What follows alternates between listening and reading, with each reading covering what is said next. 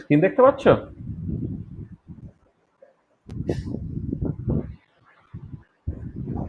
আর screen দেখা যাচ্ছে?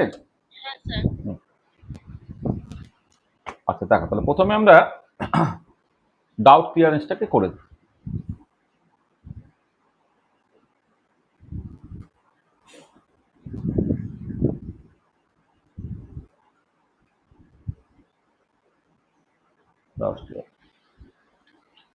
দেখো, খুব স্বাভাবিক ব্যাপার যে যখন 2 ডাইমেনশনে তুমি যখন এই 2 ডাইমেনশনে যখন তুমি কার্টিজিয়ান এবং পোলারের মধ্যে কানেকশনটাকে দেখছো, কার্টিজিয়ান কোঅর্ডিনেট সিস্টেম তার সঙ্গে যখন তোমার সার্কুলার পোলার কোঅর্ডিনেট সিস্টেম দেখছো, সার্কুলার পোলার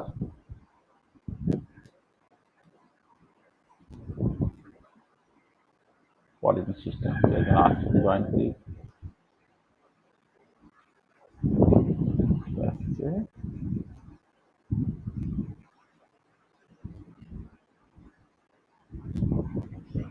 দেখো, এটা যখন তুমি দেখছো তখন রিলেশনটা কি, যে তোমার এক্সটা হচ্ছে আর কস ফাই আর ওয়াইটা হচ্ছে আর সাইন ফাই, তাই তো?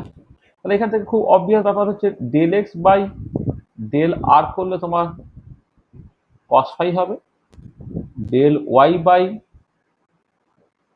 ডেল আর করলে সাইন ফাই হবে, ঠিক আছে? এটা আর তোমার del x by del phi করলে মাইনাস আর সাইন ফাই হবে, আর del y by del phi করলে আর কস ফাই হবে, ঠিক আছে? আচ্ছা, এবারে তুমি যখন এটাকে চেঞ্জ করছো, যেটাকে বলা হয় ভলিউম এলিমেন্টটাকে চেঞ্জ করছো, তখন আমি কি বলেছিলাম না, ভলিউম এলিমেন্ট যেটা কার্টিজিয়ান কোঅর্ডিনেট সিস্টেমে ডিএক্স ডিওয়াই ছিল, সেটা পোলার কোঅর্ডিনেট সিস্টেমে জ্যাকোবিয়ান ডিটারমিনেন্ট থাকবে, তার সঙ্গে ডিআর ডি ফাই হবে, যেখানে এই যেটা সেটা কি বলেছিলাম একটা ডিটারমিনেন্ট, এখানে একটা 2/2 ডিটারমিনেন্ট, সেটা হচ্ছে del x by del R, del x by del phi, del y by del R, del y by del phi, এটা এটা তাহলে এবার এখানে কি হচ্ছে দেখো, তোমার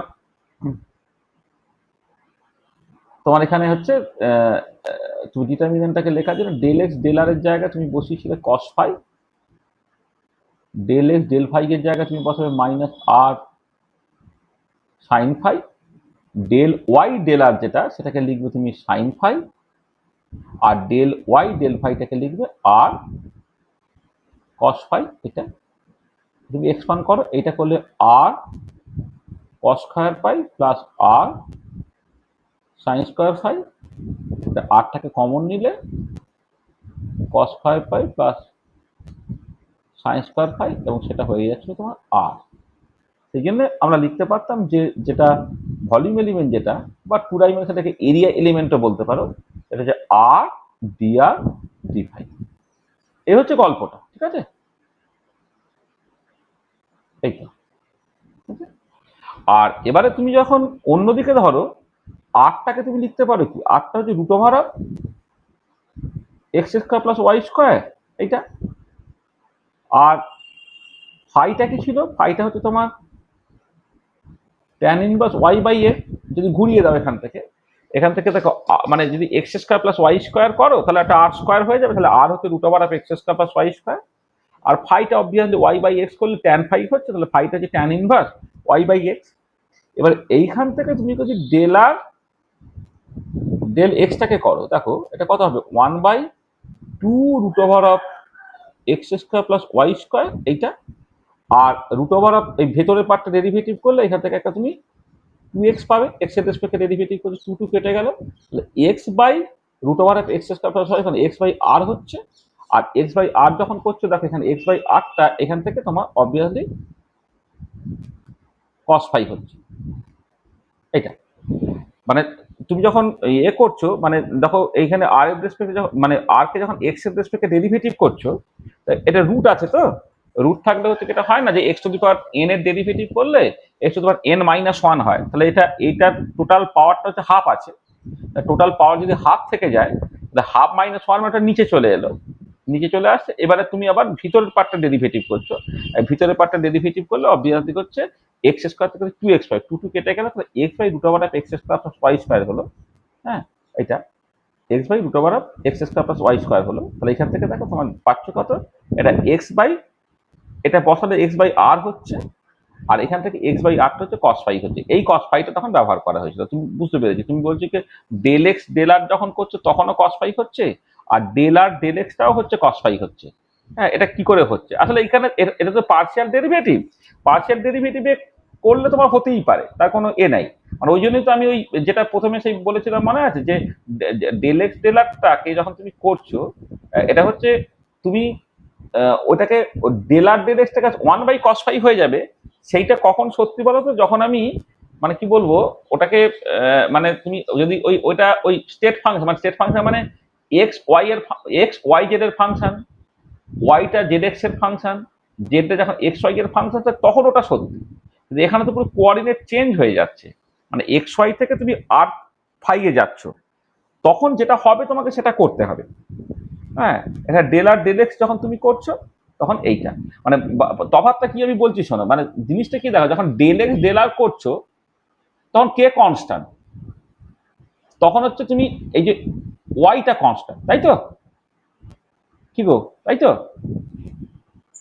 আর ডেল ওয়াই ডেল আর যখন তুমি করছো তখন এখানে এক্সটা constant, del x del phi যখন করছো ওয়াইটা constant, del y del phi যখন করছো তখন হচ্ছে এক্সটা কনস্ট্যান্ট। কিন্তু এখানে যখন ডেল আর ডেল এক্স করছো কে কনস্ট্যান্ট বলো তো, ফাই কনস্ট্যান্ট, তাই না?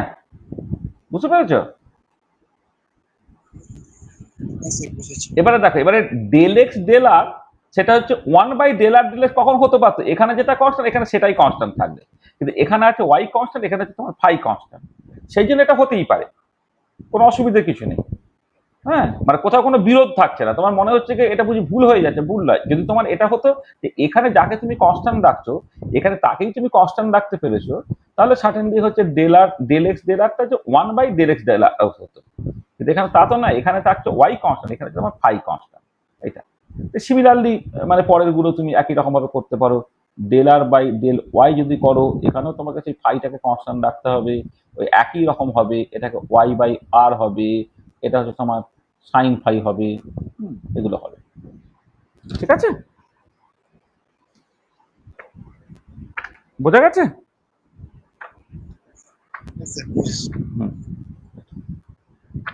বলো আর কার কি অসুবিধা বলো।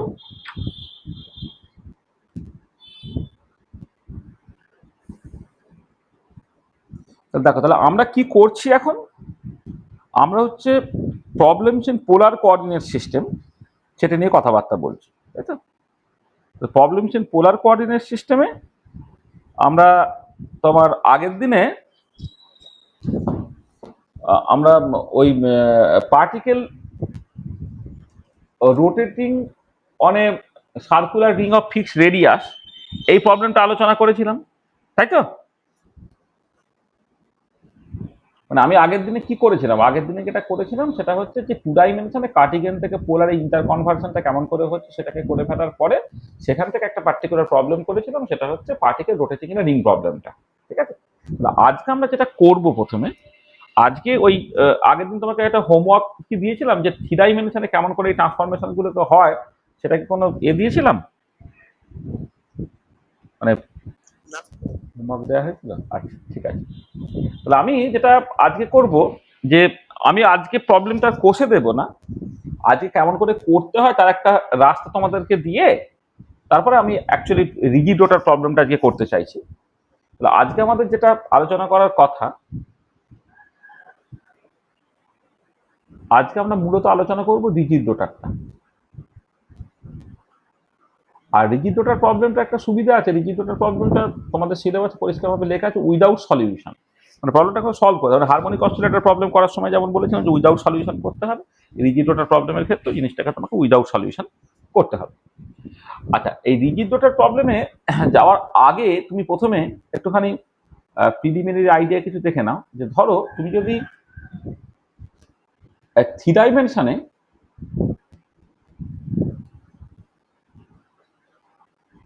কার্টেসিয়ান কোঅর্ডিনেট সিস্টেম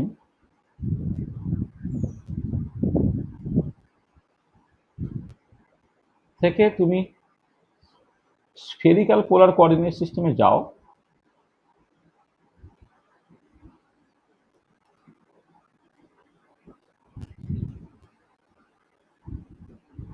আমি 3টে ক্লাসে কি কি পড়িয়েছি বলে আমার না কেমন একটা কনফিউশন হয়ে যাচ্ছে। এক সেকেন্ড, মানে এটা আমি প্রথমে বলে দিইনি কি? 1 মিনিট।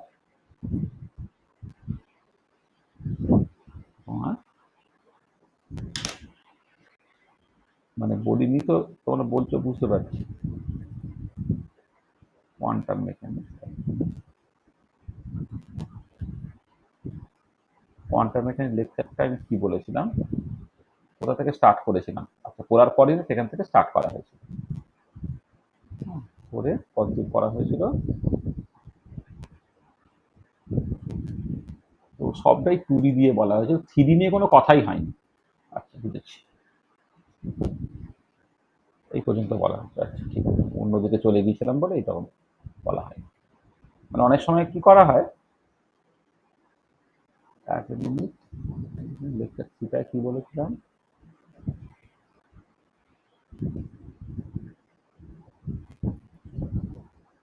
হ্যাঁ,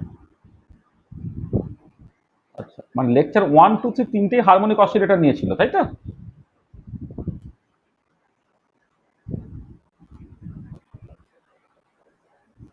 মানে লেকচার 1, 2, 3 তিনটে ক্লাসে আমি হারমোনিক অসিলেটর শেষ করেছিলাম, তাই তো? আচ্ছা আচ্ছা, ও তাহলে তো মানে অ্যাঙ্গুলার মোমেন্টামটাও আমার বলা হয়নি, তাহলে অ্যাঙ্গুলার মোমেন্টামটা আমাকে বলতে হবে। ঠিক আছে, মানে এখানে এই রিজিড ডটার প্রবলেমে আমি যাবো যদিও বলছি, তবে রিজিড ডটার প্রবলেম জানি না আমি কতখানি বলতে পারবো। তার আগে অনেকটা ব্যাকগ্রাউন্ড তৈরি করার দরকার আছে। একটা হচ্ছে, আমি অবশ্য কিছুটা আমি আগে যেহেতু কোয়ান্টাম মেকানিক্স পড়ার সময় এই ধরনের কথাবার্তাগুলো বলা হয়েছে, এই জন্য আমি হয়তো কিছুটা তোমাদের হোমওয়ার্ক হিসেবে দিয়ে ব্যাপারটাকে ম্যানেজ করে ফেলতে পারবো, কিন্তু ঠিক আছে, আমি চেষ্টা করছি। কি আসছে আবার?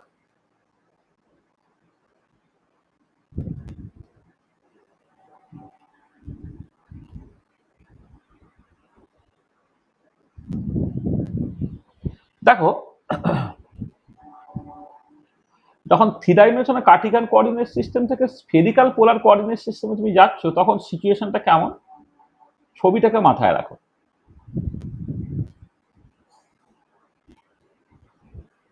এইটা ধরো এক্স ডিরেকশন, এটা ওয়াই ডিরেকশন, এটা তোমার জেড ডিরেকশন। এবার কোন একটা পার্টিকুলার পয়েন্ট তুমি কনসিডার করছো, ধরে নাও এ একটা পার্টিকুলার পয়েন্ট,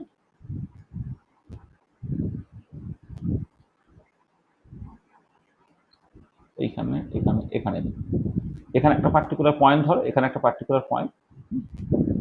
আচ্ছা, এই পার্টিকুলার পয়েন্টে একটা কোঅর্ডিনেট আছে, ধরে নাও সেটা এক্স, ওয়াই, জেড হচ্ছে তার কোঅর্ডিনেট, এটা কার্টিসিয়ান কোঅর্ডিনেট। এবারে এইটা তোমার কার্টিসিয়ান কোঅর্ডিনেট সিস্টেমে এই পয়েন্টটা পেতে গেলে তোমাকে কি করতে হচ্ছে?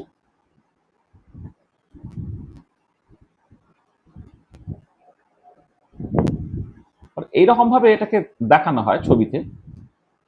এবারে মানেটা কি আমি বলে দিই। মানে এটার মানে হচ্ছে তুমি এক্স অ্যাক্সিস বরাবর, এটা হচ্ছে x Axis, positive x Axis বরাবর তুমি এক্স লেন্থ গেলে, তারপর ওয়াই অ্যাক্সিস বরাবর তুমি ওয়াই লেন্থ গেলে, তার মানে এই পর্যন্ত ওয়াই মানে এই পর্যন্ত ওয়াই। তারপর জেড অ্যাক্সিস বরাবর হচ্ছে তুমি জেড হাইট গেলে এই পর্যন্ত জেড মানে হচ্ছে এটা তোমার জেড। তখন এই কোঅর্ডিনেট হচ্ছে এক্স ওয়াই জেড। তোমার একটা পার্টিকুলার পয়েন্ট, এটা তো আমি দেখো এমনিতে তুমি এটা সামনাসামনি, তুমি জাস্ট তোমার ঘরের কর্নারটাকে দেখো, তুমি তোমার যদি পাকা বাড়ি হয় তার একদম শার্প একটা কর্নারকে তুমি দেখো, কর্নারকে দেখে তুমি দেখো একদিকটা এক্স ডিরেকশন, একদিকটা ওয়াই ডিরেকশন, একদিকটা তোমার জেড ডিরেকশন। ঠিক আছে, এবার তুমি ভাবো যে তোমার মাথার মাথার টাকটা আর কি, সেইটা হচ্ছে একটা পার্টিকুলার পয়েন্ট। তুমি ভাবো ওই পয়েন্টটা তুমি কি করে পৌঁছাতে পারো, বা তুমি যে ফ্যানটা ধরো যেখানটা আছে, যে ফ্যানটা ধরো একটা পার্টিকুলার পয়েন্ট, যেটা হচ্ছে এক্স ওয়াই জেড, সেটা কি করে তুমি পৌঁছাতে পারো? দেখো, তুমি যে দেওয়ালটাকে ভাবছো, দেওয়ালের দিকে তাকাও, দেখো এক্স অ্যাক্সিস বরাবর, হ্যাঁ, যেটাকে তুমি এক্স অ্যাক্সিস একটা পার্টিকুলার দেওয়াল ধরে আর কি, মানে নিচ দিয়ে একটা পার্টিকুলার ডিস্টেন্স তুমি এলে, তারপরে তুমি ওয়াই ডিরেকশনের প্যারালালে তুমি একটা ডিস্টেন্স ছেড়ে তারপর তুমি জেড ডিরেকশন বরাবর একটা জায়গায় উঠছো। মানে এই যে দেয়ালের এই দিক ধরে তুমি এক্স লেন গেলে, এদিকে তুমি ওয়াই লেন গেলে, তারপর এদিকে তুমি জেড লেন গেলে। এইটা হচ্ছে এক্স, এটা হচ্ছে ওয়াই, আর এটা হচ্ছে তোমার জেড। এটা কার্টেসিয়ান এক্স ওয়াই জেড এর জাস্ট মানে এরকম, ঠিক আছে? তাহলে এক্ষেত্রে তোমার যখন তুমি পোলারে এটা ট্রান্সফর্ম করছো, পোলারে জিনিসটা কিরকম? পোলারে জিনিসটা হচ্ছে যে তুমি এই পার্টিকুলার পয়েন্টটার নাম দিচ্ছ আর, থিটা আর ফাই তুমি নাম দিচ্ছ, যেখানে আরটা হচ্ছে এই যে অরিজিনটা, অরিজিন থেকে এর যে ডিরেক্ট ডিস্টেন্সটা সেটা হচ্ছে আর। আচ্ছা, আরটা আমি এদিকে লিখি, এইটা হচ্ছে তোমার আর। আর এইটা তোমার পজিটিভ জেড ডিরেকশনের সঙ্গে যে অ্যাঙ্গেলটা করছে সেটা হচ্ছে থিটা। আর এই রেডিয়াল ভেক্টরের প্রজেকশন নিচ্ছে on the x y plane, সেইটা পজিটিভ এক্স অ্যাক্সিসের সঙ্গে যে অ্যাঙ্গেলটা করছে সেইটা হচ্ছে তোমার ফাই, ঠিক আছে? এইটা তাহলে আরটা হচ্ছে কিরকম, যে এই অরিজিন থেকে বা তুমি এই যে তোমার ঘরের দেওয়ালের যে কর্নারটা তুমি বলছো, সেই কর্নার থেকে ডিরেক্ট যে ডিস্টেন্সটা সেটা হচ্ছে আর। আচ্ছা, এবারে এই যে রেডিয়াল ভেক্টরটা সেটা তোমার পজিটিভ জেড অ্যাক্সিসের সঙ্গে অ্যাঙ্গেলটা করছে সেটা হচ্ছে থিটা। এবারে আর, আর যে রেডিয়াল ভেক্টর তার প্রজেকশন নিচ্ছে on the x y plane, x y প্লেনের যে প্রজেকশন নিলাম যেটা হচ্ছে এইটা হচ্ছে তোমার প্রজেকশনটা, এইটা সেইটা পজিটিভ এক্স অ্যাক্সিসের অ্যাঙ্গেলটা করছে সেটা হচ্ছে তোমার ফাই, ঠিক আছে? তাহলে তখন এই পার্টিকুলার পয়েন্টটার কোঅর্ডিনেটটা তুমি বলবে যে আর থিটা ফাই, যেটা হচ্ছে স্ফেরিক্যাল পোলার কোঅর্ডিনেট সিস্টেম। তাহলে এবারে খেয়াল করো যে তুমি ভেরিয়েবলস যেগুলো নিচ্ছ, ভেরিয়েবলস গুলো যদি তুমি কার্টিজিয়ান থ্রি ডাইমেনশনাল কার্টিজিয়ান কোঅর্ডিনেট সিস্টেমে যাবো সেটা হচ্ছে এক্স ওয়াই জেড, আর যখন তুমি পোলার কোঅর্ডিনেট সিস্টেমে যাচ্ছ তখন ভেরিয়েবলস গুলো হয়ে গেল তোমার আর, থিটা, ফাই। আচ্ছা, এবারে রেঞ্জ অফ ভেরিয়েবলস দেখো,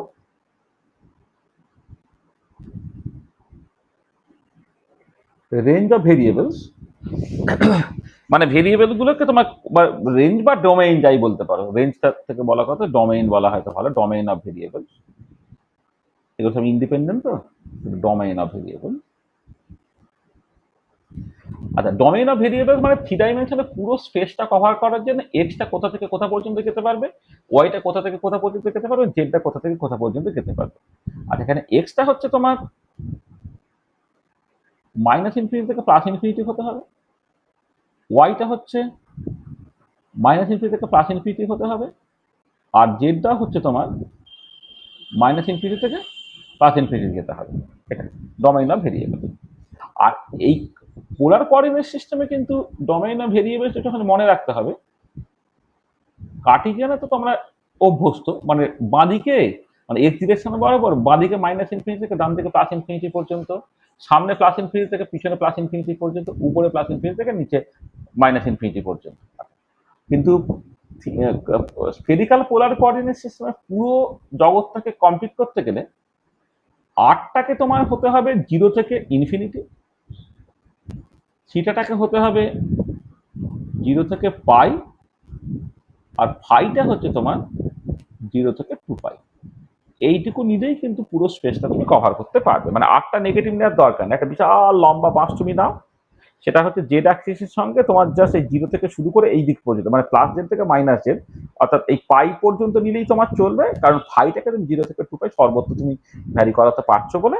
হ্যাঁ, তোমার জাস্ট এইটুকু ডোমেইন হলেই হবে, মানে এখানে থিটাটাও জিরো থেকে টু পাই যেন ভুল করে ফেলো না। হ্যাঁ, মানে এইটা হচ্ছে তোমার একটা মোস্ট কনভেনশনাল চয়েস, আটটা জিরো থেকে ইনফিনিটি, থিটাটা জিরো থেকে পাই, আর ফাইটা হচ্ছে জিরো থেকে টু পাই। এটা। আচ্ছা, এখানে একটা জিনিস বলে নিই যে এটা তোমার এখানে ফাঁকা আছে বলে লিখে যে আরটাকে বলা হয় রেডিয়াল ভেক্টর, আর থিটাটাকে বলা হয় জেনিথ অ্যাঙ্গেল, আর ফাইটাকে বলা হয় অ্যাজিমুথাল অ্যাঙ্গেল। আচ্ছা, এবার এই ভেরিয়েবল গুলোর মধ্যে সম্পর্কটা খেয়াল করে দেখো, দেখো পরিষ্কার যে রিলেশন অ্যামং দ্য ভেরিয়েবলস,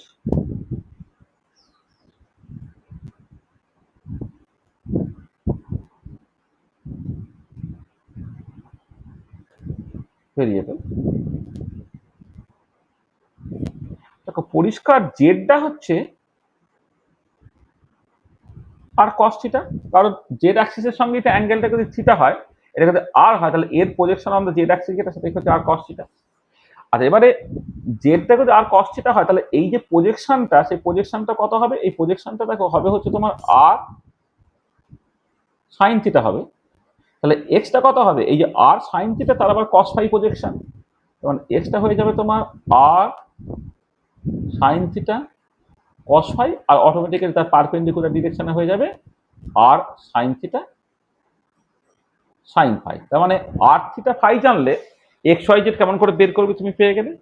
আবার ঘুরে যদি উল্টো দিকে তুমি যেতে, তুমি x square plus y square plus z square করো, করে দেবে এটা আর স্কোয়ার হবে, আটটা হয়ে যাবে। এটা বাড়িতে করে দেখে নেবে, x square plus y square plus z square করো, তাহলে এইটা স্কোয়ার প্লাস এটা স্কোয়ার সিম্পলিফাই করবে, সিম্পলিফাই করে দেখবে তোমার ওটা আর স্কোয়ার হতো, সেই জন্য আটটা হয়ে যাবে root over of x square plus y square plus z square.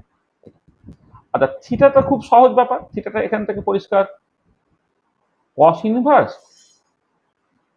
Z by r, অর্থাৎ cos inverse z by root over of x square plus y square plus z square, এরকম ভাবে করতে পারবে।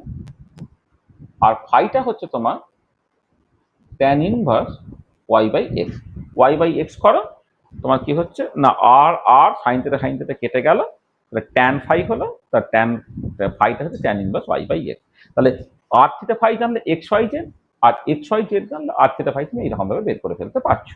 এটা আচ্ছা, এবারে দেখো তুমি এখানে জাস্ট জাস্ট আমি দু একটা জিনিস তোমাকে করে দেখাচ্ছি, যে মানে আসলে আমি অনেক কিছু করে দেব না, এটা একটু বাড়িতে করতে হবে। পার্টিকুলার ডেরিভেটিভের যে চেঞ্জগুলো, টু ডাইমেনশনে দেখতে পাচ্ছিলে যে বেশ লেন্দি হচ্ছে, থ্রি ডাইমেনশনে করে এটা আরেকটু লেন্দি হবে। হ্যাঁ, তাহলে সেটা আর করবো না, তোমাদেরকে আমি হোমওয়ার্ক হিসেবে দেবো, তোমরা বাড়িতে করে নেবে। কিন্তু ওইটুকু অন্তত করে দিই যে ভলিউম এলিমেন্টটা যদি দেখো,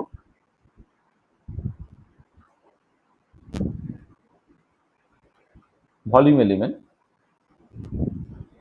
যেটা ডিএক্স ডিওয়াই ডিএর ছিল তোমার কার্টিসিয়ান কোঅর্ডিনেট সিস্টেমে, পোলারে হচ্ছে এটা J into d r d theta d phi, যেখানে যেটা যেটা তোমার জ্যাকোবিয়ান, জ্যাকোবিয়ান সেটা কি হবে? আগে যেমন 2/2 ডিটারমিনেন্ট ছিল, একটা 3/3 ডিটারমিনেন্ট হবে।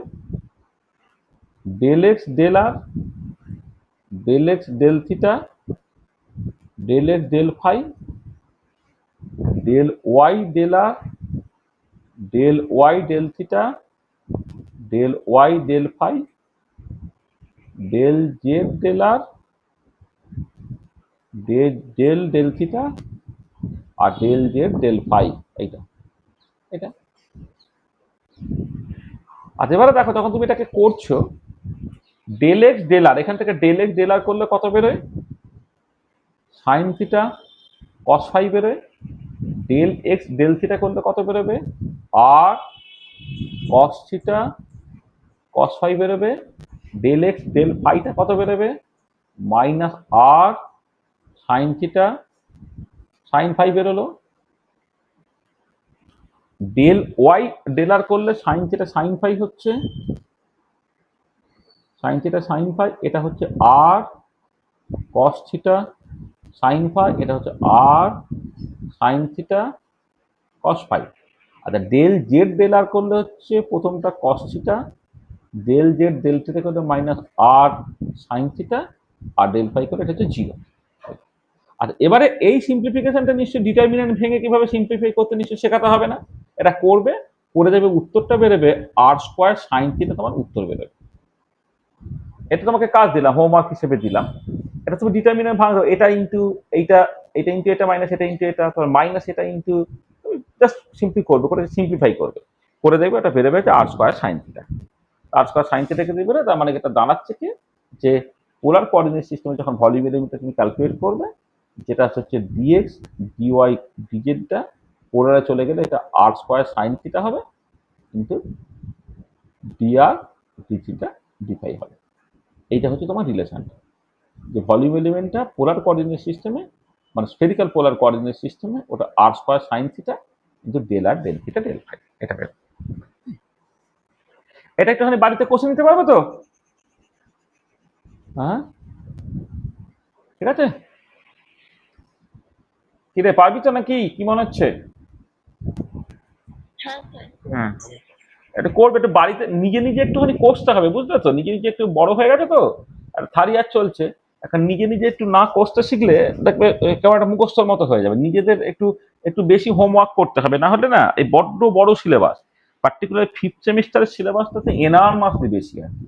ওই তোমার ওই ডিএসসি টিএসসি পার্ট ফার্ট থেকে গিয়ে এখানে কোয়ান্টাম মেকানিক্সও প্রচুর আছে, ওদিকে তোমার স্ট্যাটিস্টিক্যাল মেকানিক্স, তারপরে এটা আছে তোমার এই নিউমেরিক্যাল মেথডসটা আছে, তোমার একটা হিউজ সিলেবাস। ওই জন্য মানে প্রপারলি যদি সিস্টেমেটিক্যালি পরপর করে তোমাকে করতে হয়, তাহলে কিছু জিনিস কিন্তু একটু মানে করে নিতে হবে বাড়ি।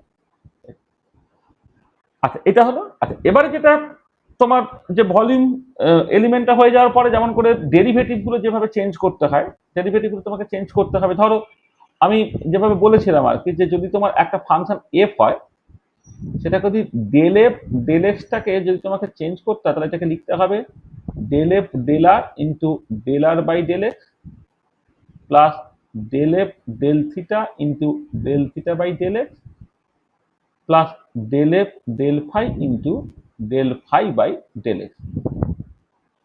তাহলে এফ একটা ফাংশন, যেটা এক্স ওয়াই জেড এর ফাংশন ছিল, সেটাকে তুমি আর যেটা ফাই এর ফাংশন হিসেবে তুমি লিখতে পারছো। তাহলে সব দিক থেকে যদি এফটাকে বাদ দিয়ে দাও, তাহলে এখান থেকে দেখো ডেল ডেল এক্সটা হয়ে যাবে। এই ডেল আর ডেল এক্সটাকে তুমি আগে বসিয়ে দাও into del del r plus del theta del এক্সটাকে লিখলে সেটা হয়ে যাবে তার সঙ্গে del del theta plus del phi del এক্সটাকে লিখলে সেখান থেকে লিখতে হবে del del phi. Del del x, হ্যাঁ এইরকম ভাবে তোমাকে লিখতে হচ্ছে। আচ্ছা এবারে এখানে দেখো মানে খুব স্বাভাবিক ব্যাপার আর কি, যখন তুমি ডেল আর ডেল এক্স করছো, হ্যাঁ আর কে এক্স এর রেসপেক্টে ডেরিভেটিভ করছো, মানে থিটা ফাইটাকে তুমি কনস্ট্যান্ট রাখছো, থিটাটাকে এক্স এর রেসপেক্টে ডেরিভেটিভ করছো, মানে আর আর ফাইটাকে তুমি কনস্ট্যান্ট রাখছো। আর ডেল ফাই ডেল এক্স যখন তুমি করছো, অবভিয়াসলি তুমি এখানে আর আর থিটাটাকে কনস্ট্যান্ট রাখছো। তো ডেল ডেল এক্সটা এরকম দেখতে হবে তোমার। সিমিলারলি এখান থেকে ডেল ডেল ওয়াইটা যখন করবে, ডেল আর del y del del r plus del y del theta del y del theta del y del del theta plus del phi del y del del phi. এটা আর del del জেডটা যখন তুমি করছো, del আর del z del del r plus del theta del z del del theta plus del phi del z del del phi. এখানে obviously মানে আর কে যখন ডেরিভেটিভ করছে কাকে কনস্ট্যান্ট রাখবে, এগুলো আর লিখছি না, এটা অটোমেটিক এটা। তাহলে দেখো, তাহলে এবারে এই যে তুমি del del x del del y del del z এর ভ্যালুগুলোকে বের করতে গেলে তোমার কি কি লাগছে, ডেল আর ডেল এক্স ডেল আর del theta del x del phi del x, এইসব জিনিসপত্রগুলো তোমার লাগছে আর কি। এবারে এইগুলো তুমি বের করে ফেলবে কোথা থেকে, না এই যে রিলেশন থেকে, আর থিটা ফাই তোমার জানা আছে, সেইখান থেকে ওইগুলোকে বের করে ফেলতে পারবে। তাহলে এই যে আরটা in terms of x y z বা থিটাটা in terms of x y z বা ফাইটা in terms of x y z যে লেখা আছে, তো সেগুলো তুমি জাস্ট এখানে এগুলোকে বের করে ফেলে, যে 9টা জিনিস তোমাকে ক্যালকুলেট করে ফেলতে হবে। হ্যাঁ ক্যালকুলেট করে ফেলে, যেমন এখানেও মানে ঠিক আছে, এখানে এই 9টা জিনিস তোমাকে ক্যালকুলেট করতে হবে, করে তোমাকে বসাতে হবে, বসালে তোমার ডেরিভেটিভ গুলো চেঞ্জ হবে। তাহলে সিমিলারলি তুমি del two by del x square del two by del y square del two by del z square এইগুলো তোমাকে করতে হচ্ছে। তাহলে এই কাজগুলো তোমাকে হোমওয়ার্ক হিসেবে আমি দিচ্ছি আর কি।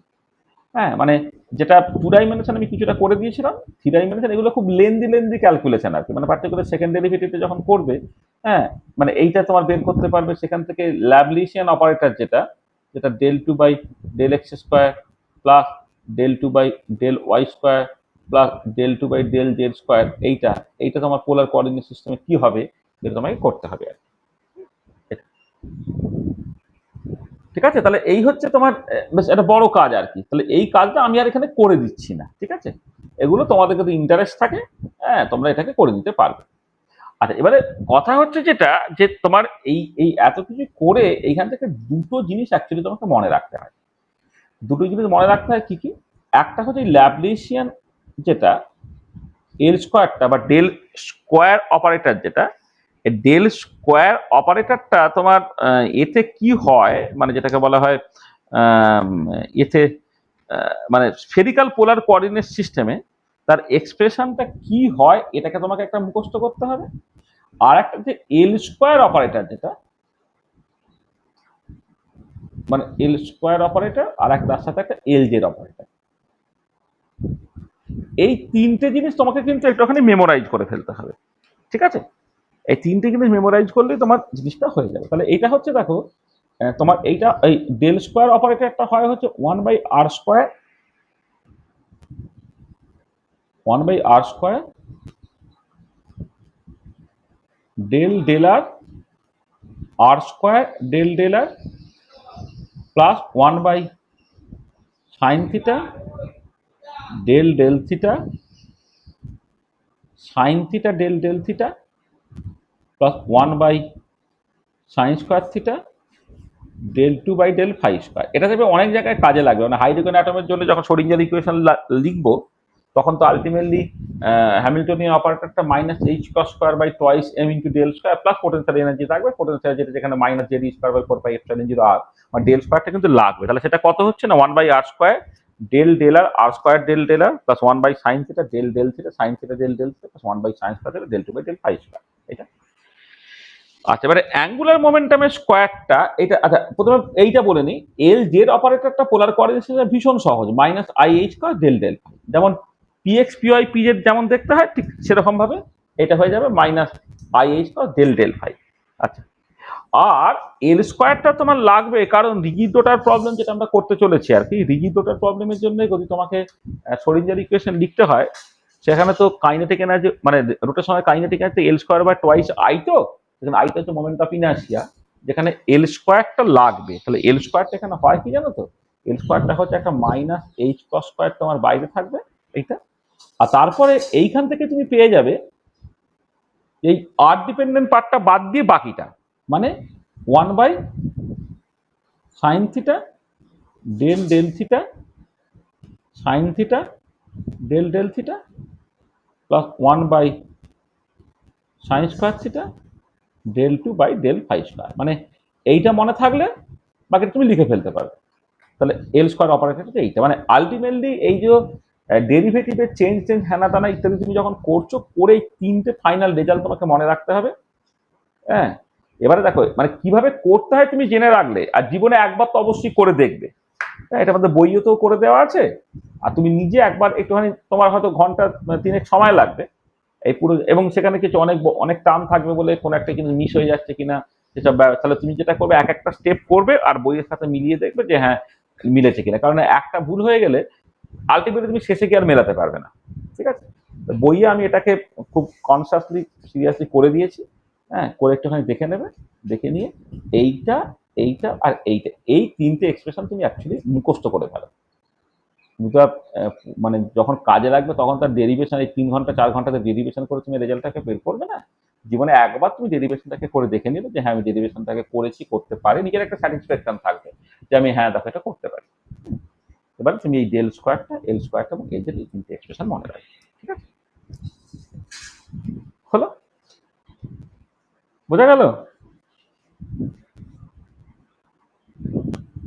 আচ্ছা, তাহলে এবারে দেখো আমি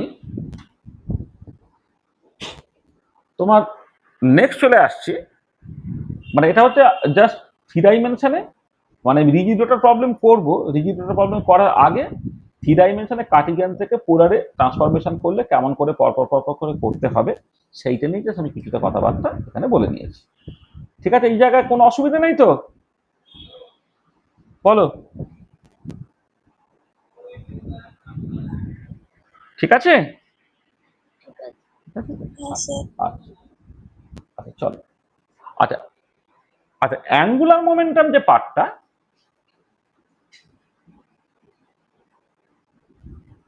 অ্যাঙ্গুলার মোমেন্টামটা আমি কতগুলো তোমাকে প্রবলেম হিসেবে যা সেট করে দিচ্ছি।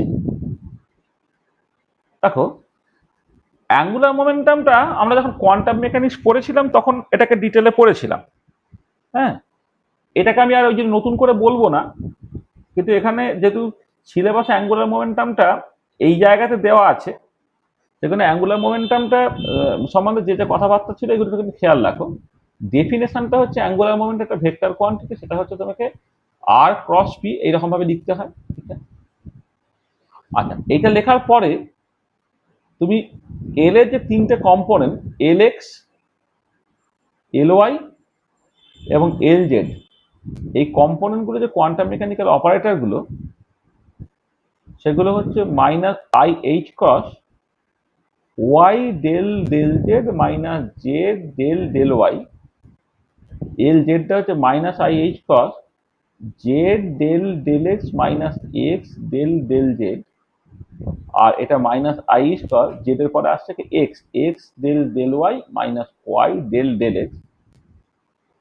মনে রাখতে সুবিধা হবে, যখন এক্স বলছো তখন y del del z minus z del del Y, Y বললে জেড আর এক্স দিয়ে, জেড বললে এক্স আর ওয়াই দিয়ে। এটা হচ্ছে তোমার l x l y l জেডটা কার্টিজিয়ান কোঅর্ডিনেট সিস্টেমে এদের করেসপন্ডিং কোয়ান্টাম মেকানিক্যাল অপারেটর গুলো, এইটাকে। আচ্ছা, এবারে এইটা তোমার মনে থাকবে না, তাহলে এটাই যখন তুমি এইটা যেটা হলো কার্টিজিয়ান কোঅর্ডিনেট সিস্টেমে, এটাই যখন তুমি পোলার কোঅর্ডিনেট সিস্টেমে করবে এল এক্স এল ওয়াই, এটা তোমার মনে থাকবে না, কিন্তু এল জেডটা মনে থাকবে minus i square del del phi. তাহলে মানে এখানে এটা এটা পোলার কোঅর্ডিনেট সিস্টেমে এটা কি হবে বা এটা তোমার কি হবে, এগুলো হচ্ছে পোলার কোঅর্ডিনেট সিস্টেমে।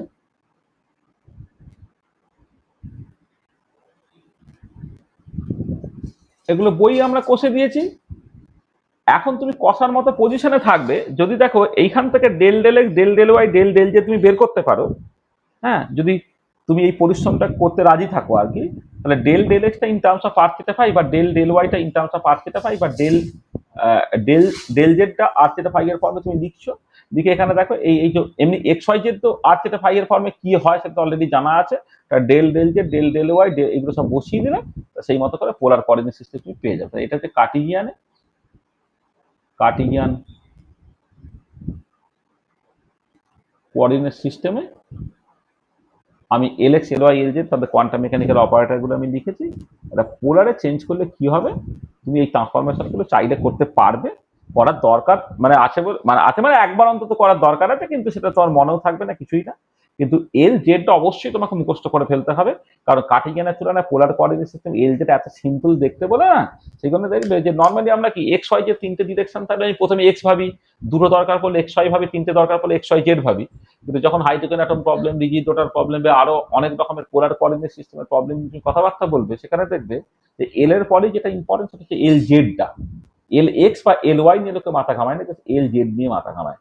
কারণটা হচ্ছে এল জেড এর কোয়ান্টাম মেকানিক্যাল অপারেটরটা এতটা সিম্পল দেখতে, হ্যাঁ, তাহলে তো লোকে এল এক্সটাকে নিয়ে আগে ভাবতো। আচ্ছা, এবারে এইখান থেকে বেশ কিছু কমিউটেশন রিলেশন,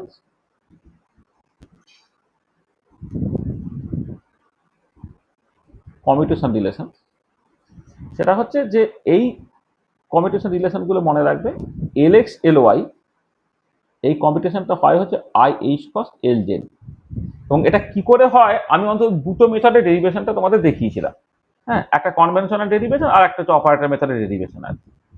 তারপরে হচ্ছে এল ওয়াই এল জেড, এটা হচ্ছে i h cross l x, তারপর হচ্ছে এল জেড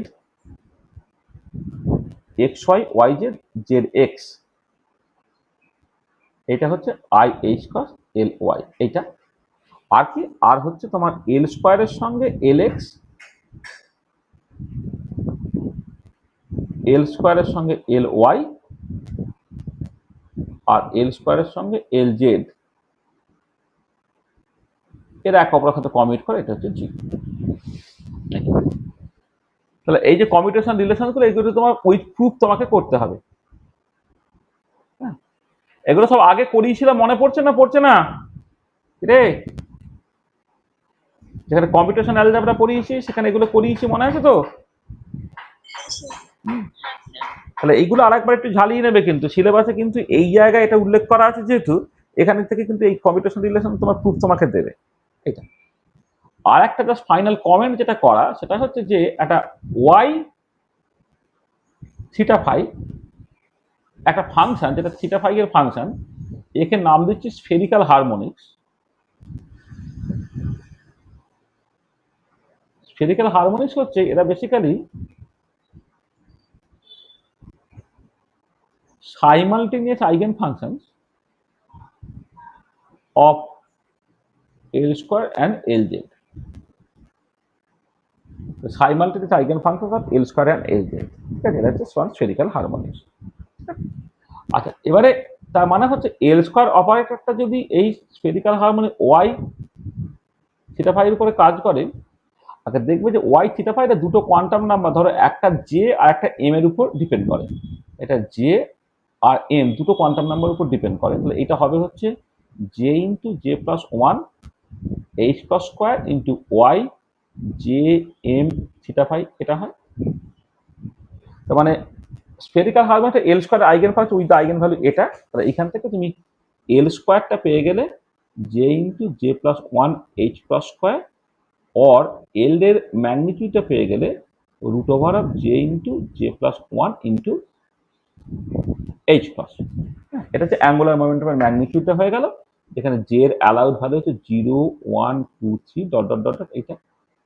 আর হচ্ছে এল জেড অপারেটরটা যদি y j m theta phi এর উপরে কাজ করে, সেটা কত হবে m into h cross into y j m theta phi, এটা হয় এটা।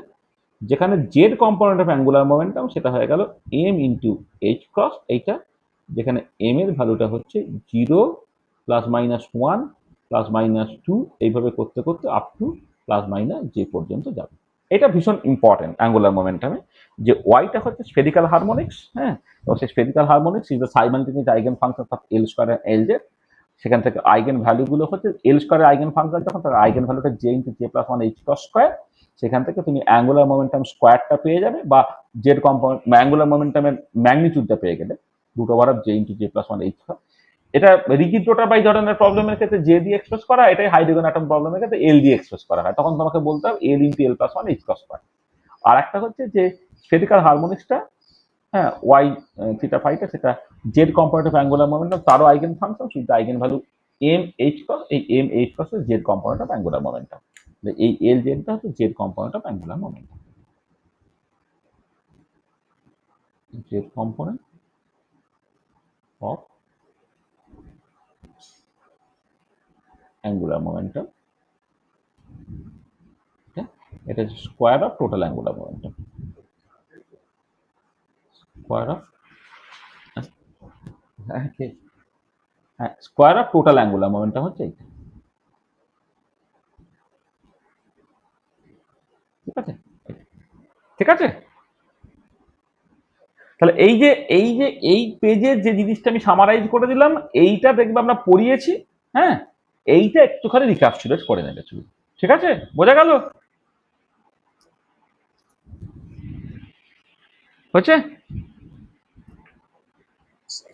আচ্ছা, চলো। আচ্ছা, এবারে আমি অ্যাকচুয়াল রিজিড রোটার প্রবলেমটায় চলে আসছি। দেখো,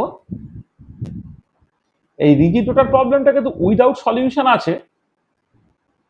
আর আমি জানি না তোমাদের মধ্যে কে কে, আমরা যখন মলিকুলার স্পেকট্রোস্কোপি ক্লাসটাকে নিয়ে ফেললাম, মলিকুলার স্পেকট্রোস্কোপি ক্লাসটা কে কে তোমাদের মধ্যে কে কে করতে পেরেছে, যেখানে মাইক্রো স্পেকট্রোস্কোপি বা রোটেশনাল স্পেকট্রোস্কোপি পার্টটা ক্লাসটা কে কে করেছে তোমাদের মধ্যে? আমি করেছিলাম। তুমি করেছিলে, আচ্ছা। আর কে করেছিলে? আর কেউ করেছিলে? অনেকেই তো করার কথা, আমি তো তখন সবাইকে এই লিঙ্কগুলো দিচ্ছিলাম, মানে জ্যামের ব্যাচে মানে লিঙ্কগুলো দিয়েছিলাম। যাকে সেটা হচ্ছে এই রিজিড রোটার প্রবলেমটা আমাদের 6 সেমিস্টারে যেখানে মলিকুলার স্পেকট্রোস্কোপি পড়া হবে, সেখানে রিজিড রোটার নিয়ে আবার একবার আলোচনা করতে হবে, যেখানে রিজিড রোটার এই প্রবলেমটার অ্যাপ্লিকেশনসটা মূলত আছে। আর কোয়ান্টাম মেকানিক্যাল পার্টটা হচ্ছে এই জায়গাটা আছে, কিন্তু আবার সিলেবাসে পরিষ্কার লেখা আছে এটা উইদাউট সলিউশন। সেখানে আমরা স্ক্রোডিঞ্জার ইকুয়েশন থেকে লিখে, হ্যাঁ, উইদাউট সলিউশন সেখান থেকে যে রেজাল্টগুলো পাওয়া যায়, সেই রেজাল্টগুলো আমাদের স্ক্রিপ্টে সামারাইজ করে দেবো আর কি, মানে এটা। আর এবারে যে পার্টটা অ্যাকচুয়ালি বুঝতে পারা যায়, ধরো এই সেপারেশন অফ ভেরিয়েবল বা ইত্যাদিগুলো, সেই পার্টগুলো হাইড্রোজেন অ্যাটম প্রবলেম করতে গিয়েও তোমার ওটা কাজে লাগবে। মানে তুমি দেখবে যে হাইড্রোজেন অ্যাটম প্রবলেমের মধ্যে কিন্তু সবটা আছে, একটা রেডিয়াল পার্ট আছে, একটা অ্যাঙ্গুলার পার্ট আছে, ওই অ্যাঙ্গুলার পার্টটাই কিন্তু রিজিড রোটার প্রবলেমের জন্য স্ক্রোডিঞ্জার ইকুয়েশন। আর রিজিড রোটার প্রবলেমটা যেমন দেখতে ঠিক particle rotating in a surface of a sphere সেটা কিন্তু একই রকমের দেখতে, জানো তো, মানে রিজিড রোটার যেমন, অথবা তোমার ধরো পার্টিকেল মানে ফ্রি পার্টিকেল, মূলত পার্টিকেল রোটেটিং, ফ্রিটা জুড়ে দিই, free particle rotating on the surface of a sphere of fixed radius. এই দুটো প্রবলেম কিন্তু একদম একই শ্রোডিঞ্জার ইকুয়েশন, একই রকমের সলিউশন, একই এনার্জি, একই ওয়েভ ফাংশন। এবারে সিলেবাসে তোমাকে কিন্তু free particle rotating on the surface of a sphere of fixed radius এটা সিলেবাসে উল্লেখ করা নাই, উল্লেখ করা আছে রিজিড রোটার প্রবলেমটা।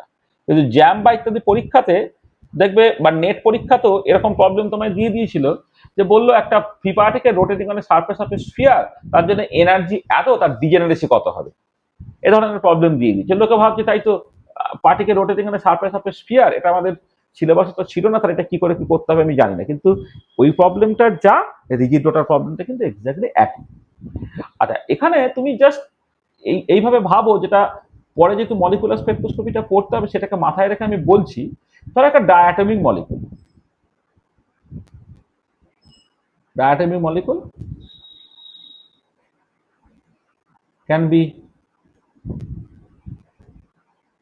assumed to be a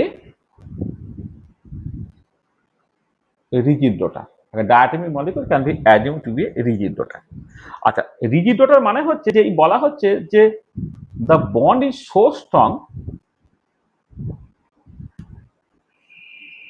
strong that during rotation bond length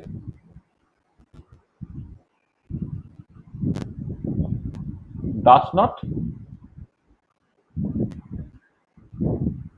change at all. The bond is so strong that during rotation bond length does not change at all. হ্যাঁ, এটা হচ্ছে তোমার এর মানে রিজিড, তার কারণটা হচ্ছে এইটা যে এমনিতে দেখো বন্ডের মধ্যে একটা ইলাস্টিসিটি থাকে, তবে জোরে রাবার ব্যান্ডের মতো, যখন একটা বন্ডকে তুমি জোরে ঘোরাচ্ছ তাহলে তার ইলাস্টিসিটির জন্য বন্ডটা বড় হয়ে যাওয়ার কথা, ঠিক আছে।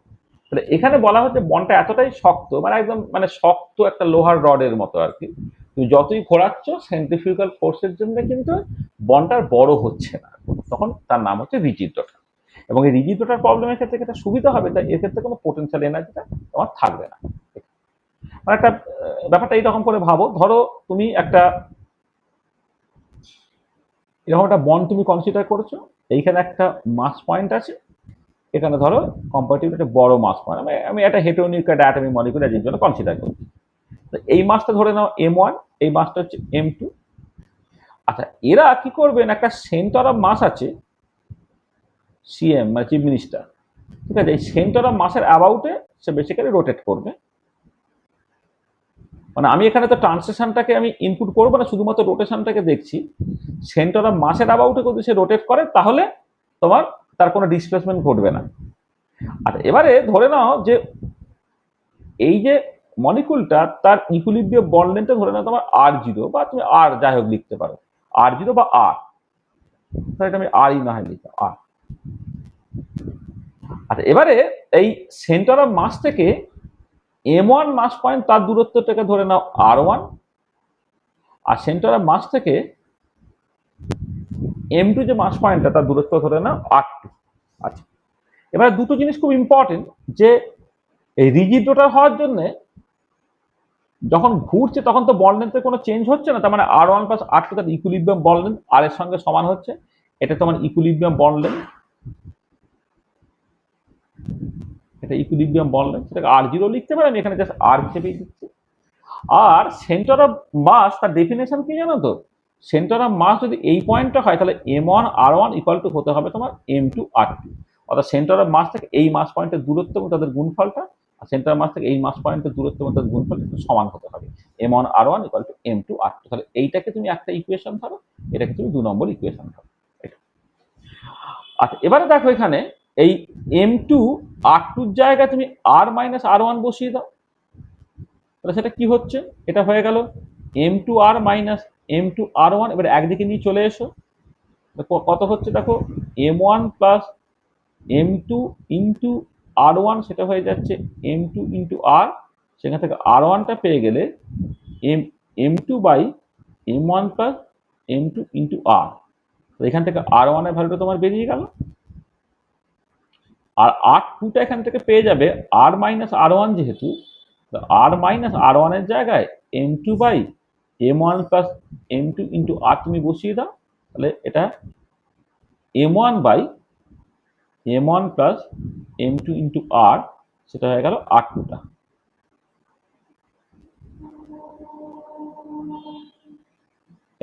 তাহলে কি করলাম দেখো এখানে, যে r1 এবং r2টাকে ইন টার্মস অফ r আমি এক্সপ্রেস করলাম, r1 এবং r2কে ইন টার্মস অফ r আমি এক্সপ্রেস করলাম। আচ্ছা, এবারে এক্ষেত্রে মোমেন্ট অফ ইনার্সিয়া একটা ভীষণ ইম্পর্টেন্ট পার্ট।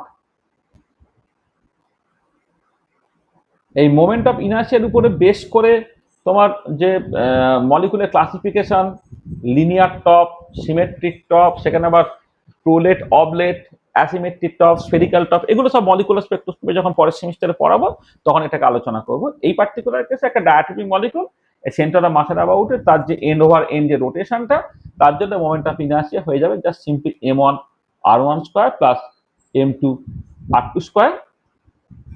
তাই এটা m1 r1 এর জায়গায় m2 by m1 plus m2 into r তার স্কোয়ার করো, প্লাস m2 ইন্টু r2 এর জায়গায় m1 by m1 plus m2 into r করো তার স্কোয়ার। এটা তাহলে এখানে কি হচ্ছে দেখো, তুমি যদি m1 m2 by m1 plus m2 দেখো এখানে কমন নাও, মানে বেসিক্যালি এইটা দাঁড়িয়ে যাচ্ছে, মানে তুমি জাস্ট নিচে m1 m2 তার স্কোয়ার থাকছে আর উপরে থাকছে m1 m2 স্কোয়ার, এখানে m2 m1 স্কোয়ার। তাহলে উপর থেকে m1 m2 কমন নিলে উপরে একটা m1 m2 থেকে যাবে, নিচে একটা m1 প্লাস m2 তার স্কোয়ার আছে, একটা কেটে গেল, কেটে গিয়ে m1 m2 by m1 plus m2 r square হয়ে যাচ্ছে। অর্থাৎ এইটাকে তুমি লেখো মিউ r স্কোয়ার, যেখানে মিউটা হচ্ছে m1 m2 by m1 plus m2, this is nothing but the moment of inertia.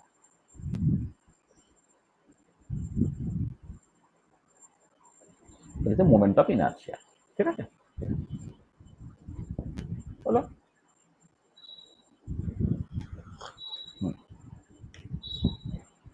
আচ্ছা, এবারে তুমি যখন এর ক্ষেত্রে হ্যামিল্টনিয়ানটা লিখতে চাইবে, ধরো, বা টাইম ইন্ডিপেন্ডেন্ট শ্রোডিঞ্জার ইকুয়েশনটা একবারে করে লিখতে চাই রিজিড রোটার প্রবলেমের ক্ষেত্রে, সেটা তো এইভাবে লিখতে হয়, এইচ সাই ইকুয়াল টু ই সাই, বা এই সাইও লিখতে পারো, এটা ওয়াইও লিখতে পারো। আমি ওয়াই লিখতে পারি, এটা আলটিমেটলি স্ফেরিক্যাল হারমোনিক্স দেবে তোমাকে, h y equal to e y. আমি ওয়েভ ফাংশনটাকে ওয়াই দিয়ে এক্সপ্রেস করছি এখানে। আচ্ছা, এইচটা কি এখানে, এখানে দেখো পুরোটাই হচ্ছে রোটেশনাল কাইনেটিক এনার্জি, এটা l square by twice I, operator ফর্মে করলে এইটা y equal to e into y এটা। আচ্ছা, এবারে এল স্কোয়ারটা কত ছিল, মাইনাস এইচ কস স্কোয়ার। আচ্ছা, টু আইটা যেমন আছে আমি বসিয়ে দিলাম, এইটা minus h cross by twice I into, এবারে দেখো এই একটু আগে যে এল স্কোয়ারের করসপন্ডিং কোয়ান্টাম মেকানিক্যাল অপারেটর লিখে দিলাম, এই যে এই অপারেটরটা এখন এখানে কাজে লেগে যাচ্ছে, মাইনাস এইচ কস স্কোয়ার, এই পুরো পার্টটা তোমার লেগে যাচ্ছে। তাহলে আমি এখানে টু আইটা প্লাস বাইরে ভাগ করে দিয়েছি, এটা হচ্ছে 1 by sin theta del del theta sin theta del del theta plus 1 by sin square theta del 2 by del phi square, কিন্তু ওয়াইটা তোমার এখন থিটা ফাই এর ফাংশন, এটা হয়ে গেল ই ইন্টু ওয়াই থিটা ফাই। তাহলে এই যেটা বেরোলো এইটা হচ্ছে তোমার রিজিড রোটার প্রবলেম, তার জন্য টাইম ইন্ডিপেন্ডেন্ট শ্রোডিঞ্জার ইকুয়েশন। এবং এইটা আবার ওই যে কথাটা বললাম তোমার এর জন্য শ্রোডিঞ্জার ইকুয়েশন, তোমার particle rotating on surface of a sphere, তার জন্য কিন্তু এটাই তোমার শ্রোডিঞ্জার ইকুয়েশন। এইটা তাহলে এই যে শ্রোডিঞ্জার ইকুয়েশনটা কনস্ট্রাক্ট করে ফেললাম এখানে, যেহেতু রিজিড রোটার বা free particle rotating on surface of a sphere হচ্ছে, তার ক্ষেত্রে পুরো এনার্জিটাই rotational kinetic energy. Rotational kinetic energy দেখো লিনিয়ার কাইনেটিক এনার্জি যেমন p square by twice m হয়, তেমন rotational kinetic energy l square by twice I হয়। হ্যাঁ, এখানে আমি আই দিয়ে লিখলাম, কিন্তু আইটা হচ্ছে মিউ আর স্কোয়ার যদি তোমার দরকার পড়ে এটা মিউ আর স্কোয়ারটা তুমি বসিয়ে দিতে পারো। This is the time independent Schrodinger equation. ঠিক আছে, আচ্ছা এবারে এই যে পার্টিকুলার প্রবলেমটাকে তুমি দেখো এখানে ওয়াইটা থিটা ফাই এর ফাংশন বলে এটাকে সলভ করতে গেলে তোমাকে সেপারেশন অফ ভেরিয়েবলটাকে করতে হয়। সেপারেশন অফ ভেরিয়েবল এটাকে করতে হয়। এই সেপারেশন অফ ভেরিয়েবলটা আমি আর এখানে করে দিচ্ছি না। কেন করে দিচ্ছি না? কারণ যে এখানে তো সেপারেট করে থিটা পার্ট আর ফাই পার্ট আলাদা হবে, এটা এবারে তুমি দেখবে যে যখন হাইড্রোজেন অ্যাটম প্রবলেম করব তখন আমাকে সেপারেশন অফ ভেরিয়েবল করতে হবে, সেখানে এক্স্যাক্টলি এই কাজটা আমাকে রিপিট করতে হবে। মানে ওক্ষেত্রে প্রথমে আর পার্ট এবং রেডিয়াল পার্ট এবং অ্যাঙ্গুলার পার্ট আলাদা করতে হবে, তারপরে অ্যাঙ্গুলার পার্টটাকে আবার যখন আমি সেপারেট করব তখন certainly theta part phi part আলাদা হয়ে যাবে। সেই জন্য এখানে আর আলাদা করে তোমার ওই মানে একই কিন্তু দুবার করার জাস্ট প্রয়োজন নেই আর কি। আমি হাইড্রোজেন অ্যাটম প্রবলেম করার সময় ওটাই তোমার দেখবে বেশি ইম্পর্টেন্ট হয়, সেখানে এই সেপারেশনটা আবার করতে হবে বলে আমি এখানে সেপারেশন অফ ভেরিয়েবলটাকে করলাম না। আর সেপারেশন অফ ভেরিয়েবল করলে কি হতো, একটা থিটা ডিপেন্ডেন্ট পার্ট থাকতো, একটা ফাই ডিপেন্ডেন্ট পার্ট থাকতো। এই ফাই ডিপেন্ডেন্ট পার্টটা এটা হচ্ছে পার্টিকেল রোটেটিং এর রিং প্রবলেম, যেটা তার সঙ্গে এক্স্যাক্টলি সমান হয়ে যেত, যার সলিউশনটা আমি করেছি। ঠিক আছে, আগের দিনই করেছি। আর থিটা পার্টটা হচ্ছে তার সলিউশনটা তোমাদের সিলেবাসের মধ্যে নেই, কারণ এটা সলভ করতে গেলে তোমার বেশ ঝামেলা টামেলা আছে। হ্যাঁ, বেশ লম্বা লম্বা সব অঙ্ক টঙ্ক আছে বলে সলিউশনটা তোমাদের সিলেবাসের মধ্যে নেই। এটা তার জন্য অনেকটা অঙ্কের ব্যাকগ্রাউন্ড তৈরি করে তোমাকে সলভ করতে হবে। এখানে এটা নাই, সেজন্য আমি এইটা থেকে জাস্ট সিম্পলি এই জায়গাটা আমি কিছুটা স্কিপ করে যাচ্ছি। স্কিপ করা মানে হচ্ছে আমি কি বললাম দেখো, দুটো পার্ট স্কিপ করছি। একটা হচ্ছে সেপারেশন অফ ভেরিয়েবলটাকে করে এই ইকুয়েশনটাকে দুটো ইকুয়েশনে ভাঙবো, একটা থিটা ডিপেন্ডেন্ট একটা ফাই ডিপেন্ডেন্ট। আর ফাই ডিপেন্ডেন্ট পার্টটা সলিউশনটা করতে পারতাম, কিন্তু সেই সলিউশনটা হচ্ছে তোমার এর ক্ষেত্রে পার্টিকেল রোটেটিং এর রিং প্রবলেম যে সলিউশনটা এক্স্যাক্টলি তার সঙ্গে সমান। আর হাইড্রোজেন অ্যাটম প্রবলেমের ক্ষেত্রে ওই প্রবলেমটা আবার করা হবে। আর থিটা পার্টটার সলিউশনটা তোমার সিলেবাসের মধ্যে নেই। আর সেপারেশন অফ ভেরিয়েবল পার্টটা হচ্ছে আমি যেটা বললাম, যেটা হাইড্রোজেন অ্যাটম প্রবলেমের ক্ষেত্রে তোমাকে আবার যেহেতু করতে হবে, সেটা এখানে আর ওটাকে নিয়ে মাথা ঘামাতে চাইছি। যেটা লাগবে এবং যেটা মনে থাকবে আমি সেইটুকুই শুধু বলি, তার থেকে বেশি বলে শুধুমাত্র ক্লামজি করে লাভ নেই। হ্যাঁ, তোমার যাদের ইন্টারেস্ট আছে তারা নিজের মনের আনন্দেই এগুলোকে করতে পারবে, এবং যেভাবে শেখাচ্ছে তা তুমি করতে পারবে, সেটা অসুবিধা কিছু হবে না। আর সেপারেশন অফ ভেরিয়েবল বললাম তো আমি তো একবার তো করবোই, মানে যখন নেক্সট ক্লাসে যখন হাইড্রোজেন অ্যাটম প্রবলেম করবো সেখানে আমাকে সেপারেশন অফ ভেরিয়েবলটাকে করতেই হবে। আচ্ছা যাকে এবারে সলভ করার পরে কি হবে,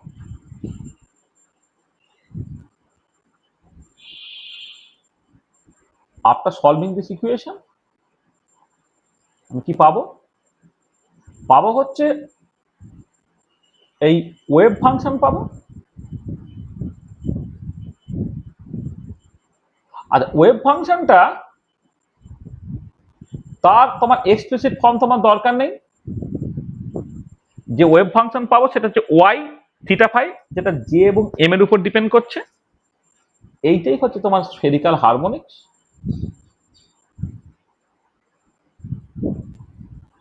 হারমোনিক্স এটা আমি অলরেডি বলে গেলাম। স্ফেরিক্যাল হারমোনিক্স হচ্ছে তোমার simultaneous eigenfunctions of L square operator and LZ operator। L square অপারেটরটা যদি তোমার y j m theta phi এর উপরে কাজ করে, ওই যেটা বলেছিলাম j into J plus one h plus square y j m theta phi তোমার দেবে এইটা। তাহলে এক্ষেত্রে থেকে টোটাল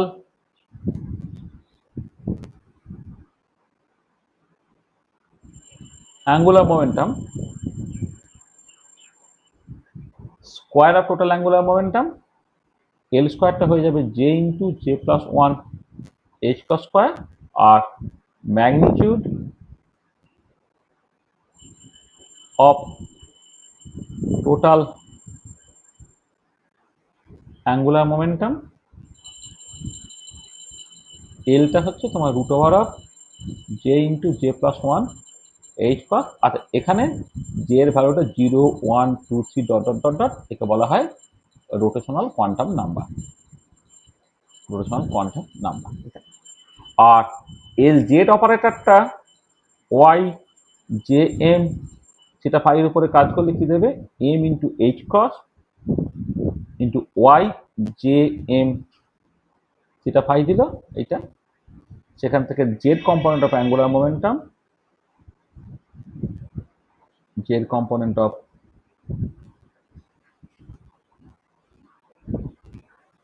অ্যাঙ্গুলার মোমেন্টাম এল জেডটা হয়ে যাচ্ছে কত, এম ইন্টু এইচ ক্রস এইটা, এইটা একটা, এটা হচ্ছে এইটা, যেখানে হচ্ছে ফায়ার এমটা হচ্ছে 0 plus minus 1 plus minus 2 dot dot dot করে up to plus minus j পর্যন্ত। আচ্ছা এইখানে দু একটা জিনিস একটু বলার আছে, সেটা হচ্ছে যে এম এর ভ্যালু যে 0 প্লাস মাইনাস 1 প্লাস মাইনাস 2 ইত্যাদি ইত্যাদি হয় এটা সত্যি, কিন্তু আপ টু এটা প্লাস মাইনাস জে পর্যন্ত যাবে কিসের বেসিসে, সেটা একটু বুঝতে হবে। দেখো যেটা হচ্ছে যে মানে এম যেটা, হ্যাঁ হ্যাঁ দেখো মানে এখানে তুমি যখন ওই আগের দিনে পার্টিকে রোটেটিং এর রিং প্রবলেমের জন্য ফাই পার্টটাকে সলভ করেছিল, সেখানে এম এর কতগুলো অ্যালাউড ভ্যালুজ পেয়েছিল, দেখবে ওটা এমটা হচ্ছে 0 plus minus 1 plus minus 2 dot dot dot dot করে এরকম ছিল।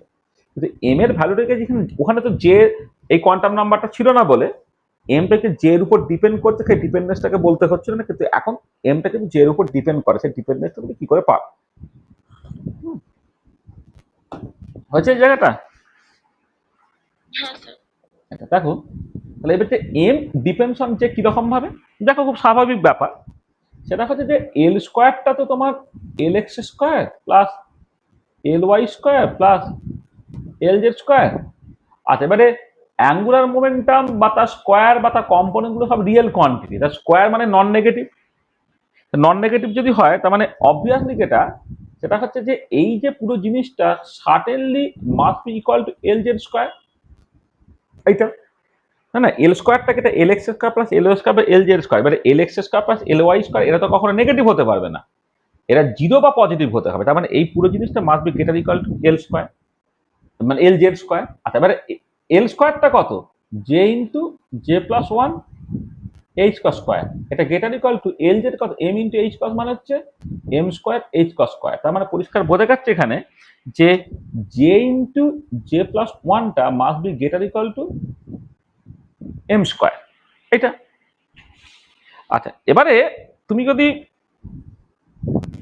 মানে জে ইন্টু জে প্লাস 1টা must be greater equal to m square, মানে আমি যেটা বলতে চাইছি যে এম তার ম্যাগনিটিউডটা must be less equal to root over of J into J plus 1, এইটার ম্যাগনিটিউড এইটা, ঠিক আছে। তাহলে এম এর ম্যাগনিটিউডটা অবশ্যই root over of J into J মানে স্কোয়ার রুট যদি করো আর কি, তাহলে এম এর ম্যাগনিটিউডটা root over of J into J plus 1 তার ম্যাগনিটিউডে কম হবে, এটা।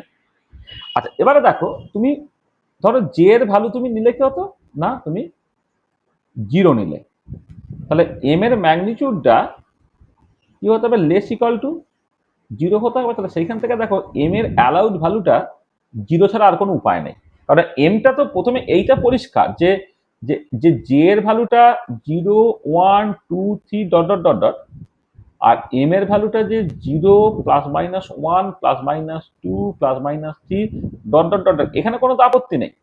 এবারে এমটা জে এর উপর কেমন করে ডিপেন্ড করছে সেটা আমি দেখতে চাইছি, তাহলে জে এর ভ্যালু 0 হলে যেহেতু মড এমটা লেস ইকুয়াল টু 0 হতো, তাহলে এমটা 0 হওয়া ছাড়া কোনো উপায় নেই। আচ্ছা জে এর ভ্যালু যদি 1 হয় তাহলে মড এমটা কি হতে হবে, লেস ইকুয়াল টু, এখানে দেখো 1 করলে এটা রুট ওভার অফ জে এর জায়গায় 1 বসালে রুট ওভার অফ 2, তো সেখান থেকে দেখো এম এর ভ্যালুটা একমাত্র হওয়ার সম্ভাবনা হচ্ছে 0 আর প্লাস মাইনাস 1 হলে তবেই এটা স্কোয়ার রুট অফ 2 এর থেকে ছোট হবে, কিন্তু যে এম এর ভ্যালু যদি 2 নিয়ে নিতে তুমি, তাহলে কিন্তু 2টা কোনোভাবেই লেস ইকুয়াল টু √2 নয়, সেখানে এম এর ভ্যালু 0 প্লাস মাইনাস 1 পর্যন্ত নিতে পারবে। আচ্ছা জে এর ভ্যালু যখন তুমি 2 নিচ্ছ তখন এম এর ম্যাগনিটিউডটা দেখো less equal to root over of, এখানে জে এর জায়গায় 2 বসালে √6, এটা পরিষ্কার ইমপ্লাই করছে এমটা দেখো 0 প্লাস মাইনাস 1 আপ টু, এটা হচ্ছে জে এর ভ্যালু 2 মানে হচ্ছে 2 কে 3 6, হ্যাঁ প্লাস মাইনাস 2 পর্যন্ত, 2 এর স্কোয়ার প্লাস মাইনাস 2 পর্যন্ত তুমি জাস্ট নিতে পারছো। জে এর ভ্যালু যখন 2 করছে, এখানে জে এর ভ্যালু 2 বসালে 2 আর 2 প্লাস 1 3 √6 হচ্ছে, √6 হলে তুমি আপ টু প্লাস মাইনাস 2 পর্যন্ত তুমি যেতে পারছো। হ্যাঁ, মানে 3 নিয়ে ফেলে এটা 9 হয়ে যাবে, ওটা নিতে পারবে। ঠিক একই রকমের জে এর ভ্যালু যদি তুমি 3 নাও, তাহলে এম এর ম্যাগনিটিউডটা কত হচ্ছে, লেস ইকুয়াল টু √ওভার, এখানে 3 করলে 3 4 12, 12 করলে এটা 16 নিচে, মানে 9 আর 16 9 পর্যন্ত নিতে পারবে, মানে m equal to 0 plus minus 1 plus minus 2 plus minus 3 নিতে পারবে অ্যান্ড সো অন। তাহলে তাহলে হেন্স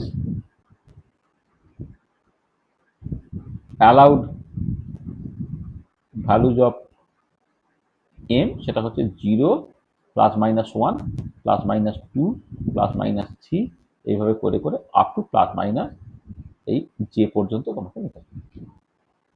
জে এর ভ্যালু 3 হলে এম এরটা হচ্ছে প্লাস মাইনাস 3 পর্যন্ত, জে এর ভ্যালু 2 হলে এমটা হচ্ছে প্লাস মাইনাস 2 পর্যন্ত। এটা তোমার পরিষ্কার বলে দিচ্ছে যে এমটা জে এর উপর ডিপেন্ড করবে, এবং কেমন করে ডিপেন্ড করবে না, 0 প্লাস মাইনাস 1 থেকে up to plus minus j পর্যন্ত যেতে পারবে। ঠিক আছে, এখান থেকে দুটো কোশ্চেন পরে খুব, একটা হচ্ছে তোমার স্ফেরিক্যাল হারমোনিক্স সেটা কি, আর একটা হচ্ছে যে এমটা জে এর উপর কেমন করে ডিপেন্ড করছে এটা। আচ্ছা, আমি ওয়েভ ফাংশন নিয়ে কথাবার্তা বললাম, এবারে চলে এসো এনার্জি নিয়ে।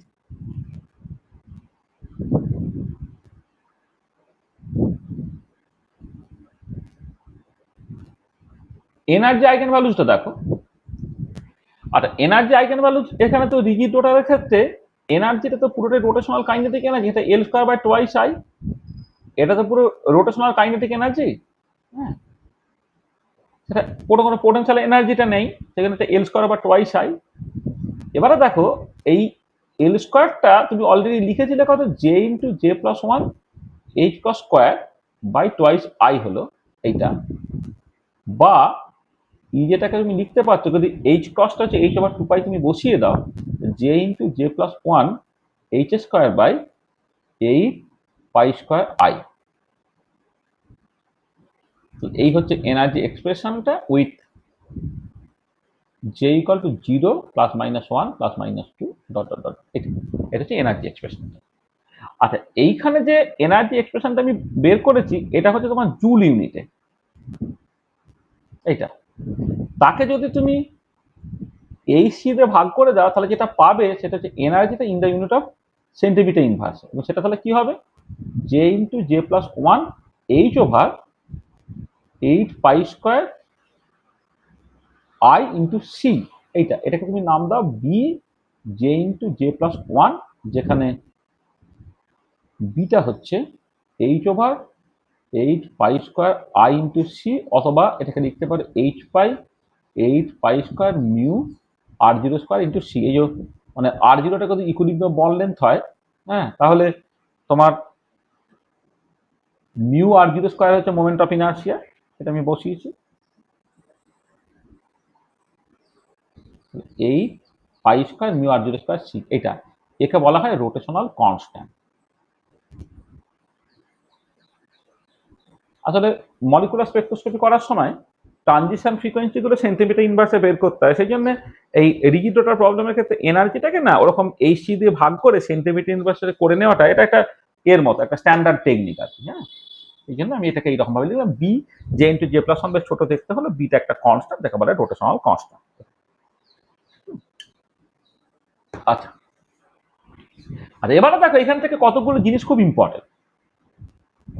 আচ্ছা, প্রথম যে জিনিসটা ইম্পর্টেন্ট সেটা হচ্ছে যে যে when j equal to 0 তখন এনার্জিটা 0 হচ্ছে, তার মানে এই পার্টিকুলার কেসে মিনিমাম পসিবল এনার্জি অর্থাৎ 0 পয়েন্ট এনার্জি ইজ 0। তাহলে এই পার্টিকুলার কেসে 0 পয়েন্ট এনার্জিটা 0, কিন্তু দিস ডাজ নট ভায়োলেট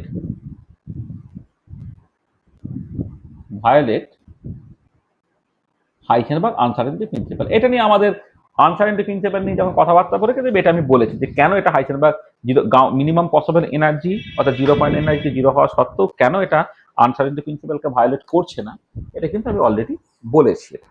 ঠিক আছে, এটা হচ্ছে ইম্পর্টেন্ট। আচ্ছা, সেকেন্ডলি হচ্ছে যেটা ইম্পর্টেন্ট সেটা হচ্ছে যে তুমি দেখো এই যদি spacing between two successive energy লেভেলসে দেখো, তো ডেল্টা ই, বা আমি যদি এ দিয়েও করি এটাও করতে পারি, মানে মানে ওয়েভ নাম্বার দিয়ে করি, ডেল্টা এপসাইলনটা যখন জে থেকে এই জে প্লাস ওয়ান লেভেলের মধ্যে এনার্জি গ্যাপ যখন তুমি ক্যালকুলেট করবে, তাহলে এনার্জিটা জে প্লাস ওয়ানে লিখতে হবে, মাইনাস এনার্জিটা তোমার জেতে লিখতে হবে। সেটা হওয়াতে হবে, এটা হচ্ছে B J into J plus one, এটা হচ্ছে তোমার B J plus one into J plus two, minus সেটা হয়ে যেতে কত two B into J plus one. এইটা মানে পরিষ্কার বোঝা গেছে যে spacing between successful energy level increase করছে with increase in quantum number. তার মানে এটা হচ্ছে যে spacing between two successive energy levels increases with increase in quantum number। মানে তোমার হারমোনিক অসিলেটর প্রবলেমের ক্ষেত্রে ইকুই স্পেস ছিল, এক্ষেত্রে কিন্তু স্পেসিং বিটুইন সাকসেসিভ এনার্জি বা ইনক্রিজ করছে with increase in quantum number এটা। এবং দেখো তুমি যদি এখানে এনার্জিগুলোকে, আচ্ছা তার আগে বলে নিই, আচ্ছা দেখো এই যে spacing between successive energy levels, সেটা এক্সপ্রেশনটা বলে two b J plus one. এবার এখানে জে এর যে ভ্যালুগুলো সেটা 0, 1, 2, 3 ইত্যাদি ইত্যাদি। তো তাহলে কোন লেভেল থেকে কোন লেভেলে তুমি ট্রানজিশনটা থেকে 0 থেকে 1 নাকি 1 থেকে 2 না 2 থেকে 3 তার মতো করে এই এনার্জি গ্যাপগুলো তোমার পাল্টাচ্ছে। তাহলে আমি যদি এনার্জি গ্যাপটা ধরো তোমার এই 0 থেকে 1 এর জন্য করি সেন্টিমিটার ইনভার্সে, সেটা 2b হচ্ছে, কারণ এখানে জাস্ট সিম্পলি জে এর জায়গায় তুমি 0 বসাচ্ছ। তারপরে এনার্জি গ্যাপটা যদি তুমি 1 থেকে 2 এতে আসো, in the unit of centimetre inverse, এটা তোমার 4b দিচ্ছে। এইটা যখন তোমার 2 থেকে 3-এ আসছো ইন দ্য সেন্টিমিটার ইনভার্স, তোমার 6b দিচ্ছে। 3 থেকে 4-এ যখন যাচ্ছ in the unit of centimetre inverse, এটা তোমার 8b দিচ্ছে, and so on and so on. আচ্ছা ধরো আমি যদি এই এনার্জিটা দেখি, এইটা হচ্ছে তোমার এপসাইলন 0, এটা হচ্ছে 0। আচ্ছা তারপর এপসাইলন বার 1টা হচ্ছে তোমার এইখানে এনার্জিটা দেখো এই এক্সপ্রেশনে তোমার কোথায় গেলো b into b J into J plus one, জে এর ভ্যালু 0 বসালে এনার্জিটা 0, জে এর ভ্যালু 1 বসালে এনার্জিটা হচ্ছে 2b।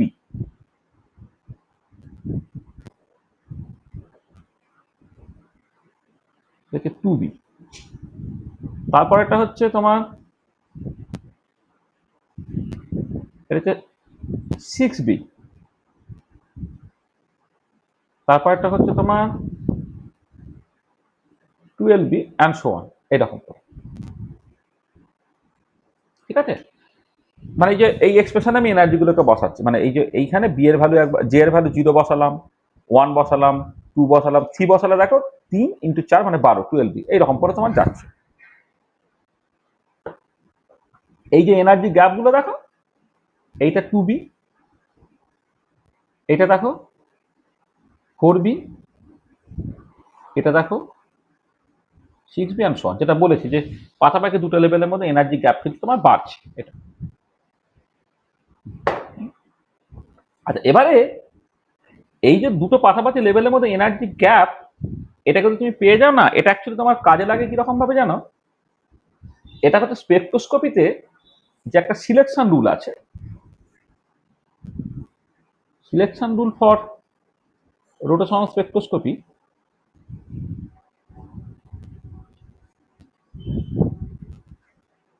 ফর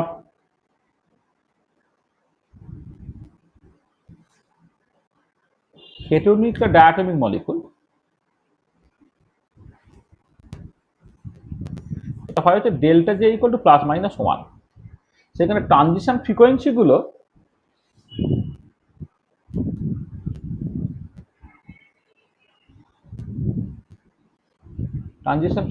গুলো তুমি যখন 0 থেকে 1 এর ট্রানজিশনটা তুমি দেখবে সেন্টিমিটার ইনভার্সে, তাহলে তোমার 2b-তে হবে।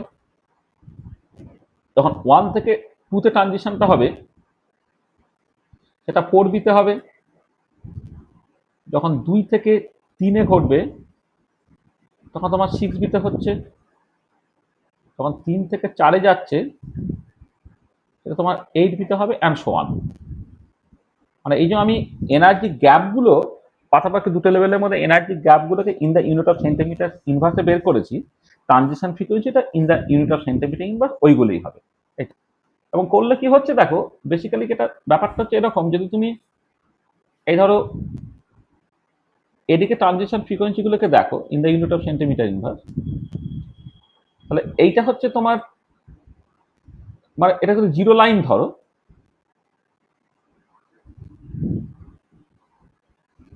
এটা যদি তুমি জিরো ধরো তাহলে 2b-তে একটা লাইন পেলে, 4b-তে একটা লাইন পাবে, 6b-তে একটা লাইন পাচ্ছ, 8b-তে পেলে, 10b-তে পাবে, 12b-তে পাবে, 14b-তে পাবে অ্যান্ড সো অন। এবার আমি এখানে ইন্টেন্সিটি নিয়ে এখন কোনো কথাবার্তা বলবো না, ওটা স্পেকট্রোস্কোপিতে হয় কথাবার্তা বলা হবে, মানে হাইটটা কত সেইটা নিয়ে কোনো কথাবার্তা বলছি না। তার মানে কোথায় কোথায় তুমি এটা পাচ্ছ দেখতে পাচ্ছ, মানে স্পেকট্রাল লাইনগুলো পাচ্ছ। এবং দেখো এই যে গ্যাপগুলো সব কিন্তু 2b করে। এটা দেখো, এদের মধ্যে গ্যাপ হচ্ছে 2b, এদের মধ্যে গ্যাপ হচ্ছে 2b, এদের মধ্যে গ্যাপ হচ্ছে 2b। তাহলে এবার from this gap, from the spacing between two successive spectral line. আচ্ছা এখানে একটা বলে নিন প্রথমে, স্পেকট্রাল লাইনস আর ইকুইপেস, হ্যাঁ, মানে পাশাপাশি দুটো লেভেলের মধ্যে এনার্জি গ্যাপটা হচ্ছে বাড়ে, কিন্তু স্পেকট্রাল লাইনস আর ইকুইপেস। ঠিক আছে, from the spacing between two successive spectral lines we get rotational constant b, constant b। আচ্ছা b আবার কত, h/8 pi square mu r0 square c, সেখান থেকে r0টা বের করে ফেলতে পারছো h/8 pi square mu bc তার স্কয়ার রুট। তাহলে এটা যে ইকুইলিব্রিয়াম বন্ড লেন্থ,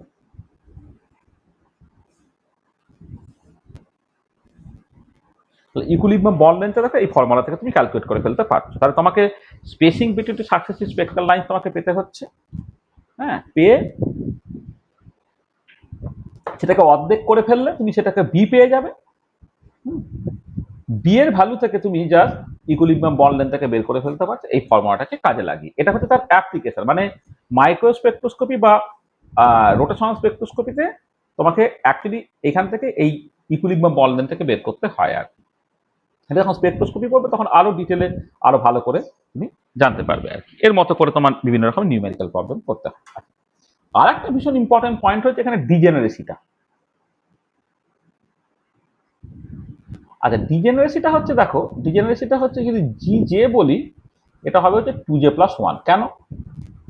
কারণ খেয়াল করে দেখো যে এনার্জিটা নির্ভর করছে শুধুমাত্র জে এর উপরে, এনার্জিটা নির্ভর করে জে এর উপরে, কিন্তু ওয়েভ ফাংশনটা নির্ভর করছে কিসের উপরে, এম এবং জে এর উপরে। তার মানে আমি এবারে দেখো কোন একটা জে এর ভ্যালুর জন্য তুমি খেয়াল করো, ধরো জে এর ভ্যালু যদি তোমার 0 হয় তখন এম এর ভ্যালু হচ্ছে 0, তো তাহলে এক্ষেত্রে জি জিরোটা হচ্ছে তোমার 1, কিন্তু জে এর ভ্যালু যখন 1 হলো তখন এম এর ভ্যালু কত হচ্ছে, +1 0 -1। তাহলে তখন জি1টা হয়ে যাচ্ছে পরিষ্কারভাবে তোমার 3। তাহলে জে এর ভ্যালু যখন তোমার 2 হচ্ছে তখন এম এর অ্যালাউড ভ্যালু কত, +2 +1 0 -1 -2। দেখো জি2টা হয়ে যাচ্ছে 5। তাহলে এরকম করে কোন একটা আরবিট্রারি জে এর জন্য তোমার জি যেটা হয়ে যাবে কত, আর 2j+1। মানে এটা ইম্পর্টেন্ট যে এনার্জিটা এখানে depends only on j, but wave function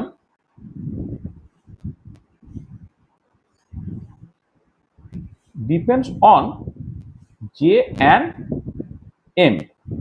আর এবারে ফর এ গিভেন যে যে allowed values of m হচ্ছে 2j plus 1 possible values। সেখানে ডিজেনারেসি হয়ে যাচ্ছে, তাহলে হেন্স ডিজেনারেসি হচ্ছে তোমার, হেন্স ডিজেনারেসিটা হয়ে যাচ্ছে তোমার 2j plus 1। ডিজেনারেসিটা হচ্ছে 2j plus 1, মানে এটা খুব ইম্পর্টেন্ট যে রিজিড রোটার প্রবলেমের ক্ষেত্রে ডিজেনারেসি তুমি পেয়েছো। Harmonic oscillator problem 1 dimensional problem ছিল, সেখানে ডিজেনারেসি ছিল না, কিন্তু এখানে প্রবলেমটা 2 ডাইমেনশনাল প্রবলেম, এখানে ডিজেনারেসিটা আছে এবং ডিজেনারেসিটা হচ্ছে তোমার 2j plus 1। ঠিক আছে, এইটা হলো। দেখো তাহলে এই হচ্ছে মূলত যে জিনিসগুলো তোমাকে অ্যাকচুয়ালি কভার করতে হয় রিজিড রোটার সংক্রান্ত। এবার এইখান থেকে কিছু কিছু তোমার নিউমেরিক্যাল প্রবলেম থাকে, তোমাকে জাস্ট করতে হয়। হ্যাঁ, বিভিন্ন সময়ে ধরো এরকম পরে যে একটা রোটেশনাল স্পেক্ট্রা আছে, সেখানে স্পেসিংটাকে বলে দিয়েছে, সেখান থেকে তোমাকে বন্ড লেন্থটাকে ক্যালকুলেট করতে হবে। ধরো একটা প্রবলেম আমি ধরো বলছি, ধরো বলা হচ্ছে, ধরো একটা মলিকুলও বলে দিচ্ছে, ধরো বিআরএফ, যেটা আমাদের বইয়ে করে দেওয়া আছে বিআরএফ, যেখানে ব্রোমিনটা হচ্ছে 79 আর ফ্লোরিনটা হচ্ছে 19। এটা এর ক্ষেত্রে যেটা স্পেসিংটা বলে দিচ্ছে, স্পেসিংটা অর্থাৎ 2বিটা, এটা তোমাকে বলে দিচ্ছে কত, 0.714 সেন্টিমিটার ইনভার, 0.714 সেন্টিমিটার ইনভার। সেখান থেকে তোমার ইকুইলিব্রিয়াম বন্ড লেন্থ আর জিরোটা কত। আচ্ছা, তুমি জাস্ট যেটা করবে ওই ফর্মুলা ব্যবহার করে করবে। তো ধরো এক্ষেত্রে যেটা আর জিরোর যে এক্সপ্রেশনটা আছে, 8/8 pi square mu B into C তার স্কোয়ার রুট। এখানে এখানে এবার মিউটাকে বসাতে হবে। আচ্ছা, মিউটা যখন বের করবে না, লোকে এইটা ভুল করে ফেলে, m1 m2 by m1 plus m2, মানে 79 ইন্টু 19 বাই 79 প্লাস 19, এটা কাজ লিখে দেয়, গামে গদি করো, গাম পার মোলে। কিন্তু না, একে তোমাকে যেটা করতে হবে না, মানে দেখো এখানে খেয়াল রাখো মিউ এর এক্সপ্রেশন অ্যাকচুয়ালি কি আছে না, m1 m2 by m1 plus m2। তো এখানে কিন্তু m1 m2 হচ্ছে এক একটা অ্যাটমের মাস। কিন্তু আমি যে 79 গ্রাম বা 19 গ্রাম যেটা ব্রোমিন এবং ফ্লোরিনের ক্ষেত্রে লিখেছি, সেগুলো কিন্তু তাদের মোলার মাস। তো একটা মলিকুলের মান মানে অ্যাভোগাড্রো নাম্বার দিয়ে ভাগ হতে হবে। তাহলে এখানে একটা অ্যাভোগাড্রো নাম্বার দিয়ে ভাগ, এখানে একটা অ্যাভোগাড্রো নাম্বার দিয়ে ভাগ, এখানে অ্যাভোগাড্রো নাম্বার দিয়ে ভাগ, এখানে একটা অ্যাভোগাড্রো নাম্বার দিয়ে ভাগ। তাহলে একটা অ্যাভোগাড্রো নাম্বার কেটে গেলে নিচে একটা অ্যাডিশনাল 1 বাই অ্যাভোগাড্রো নাম্বার চলে আসবে। আর এই 1 বাই অ্যাভোগাড্রো নাম্বারটা হচ্ছে 1.67 ইন্টু 10⁻³ আসতো, এটা কেজি 24 আসতো, এটা কেজিতে করলে একবার 27 হয়ে যাবে, এটা এত কেজি হয়ে যাবে। মানে বেসিক্যালি এটা মাথায় রাখবে যে একদম সহজ রাস্তাটা হচ্ছে যে এই যেটা করলে তুমি একে অ্যাভোগাড্রো নাম্বার দিয়ে ভাগ করলে গ্রামে বেরোবে। আচ্ছা, Avogadro 1 by Avogadro number 1.67 into 10⁻²৪। এবার ওটা কেজিতে করলে আরো 10⁻³ দিয়ে গুণ করে দিয়ে তুমি ওটাকে জাস্ট কেজিতে করে দাও। মানে এইটা জাস্ট লিখে এই পার্টটাকে তুমি অবশ্যই গুণ করে দিও, তাহলে এখান থেকে তুমি রিডিউস মাসটা পেয়ে যাবে। আর বাকি সব ভ্যালুগুলো বলে দেওয়া আছে, তুমি জাস্ট বসাবে, বসিয়ে তোমার উত্তর বেরোবে, এখানে বসাবে, বসিয়ে তোমার উত্তর বেরোবে 175 পিকোমিটার তোমার অ্যান্সার বেরোবে। ঠিক আছে, তাহলে কি করে করছে বুঝতে পারছো তো? এখানে রিডিউস মাস ক্যালকুলেশনে কিন্তু লোকে খুব ভুল করে। রিডিউস মাস ক্যালকুলেশন ঠিক করে তুমি করবে, জাস্ট লজিকটা হচ্ছে যে এখানে এক একটা অ্যাটমের মাস, নট দা এক মোলের মাস। তাহলে এইগুলোকে 79 divided by Avogadro number, 19 by Avogadro number, 79 by Avogadro number, 19 by Avogadro number, একটা অ্যাভোগাড্রো নাম্বার কেটে যাবে, একটা 1 বাই অ্যাভোগাড্রো নাম্বার রয়ে যাবে। অ্যাভোগাড্রো নাম্বারের ভ্যালুটা বসাবে, বসালে 1.67 10⁻24 উপরে গেলে চলে যাবে। এবারে গ্রাম থেকে কেজিতে করতে গেলে আর একটা 10⁻³ দিয়ে গুণ করে দিলে, তাহলে এই পার্টটা গুণ করতে কিন্তু ভুলো না কিন্তু। হ্যাঁ, এটা না হলেই গন্ডগোল হয়ে যাবে। বোঝা গেল? হ্যাঁ, হচ্ছে, বুঝেছো? আচ্ছা, অনেক সময় এরকম বলে যে find the degeneracy of rigid rotor having energy, ধরো যেটা বলে দিল তোমার, ধরো 72 h² by 8 pi square mu r0² c। এইটা 79টা না বলে ধর আমি এরকম বলছি, এটা হয়তো 8 আর 72, 8 9 72, তাই তো?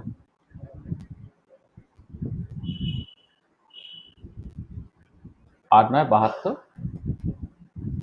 9 h square by pi square mu R zero square C. এক সেকেন্ড দাঁড়াও তো।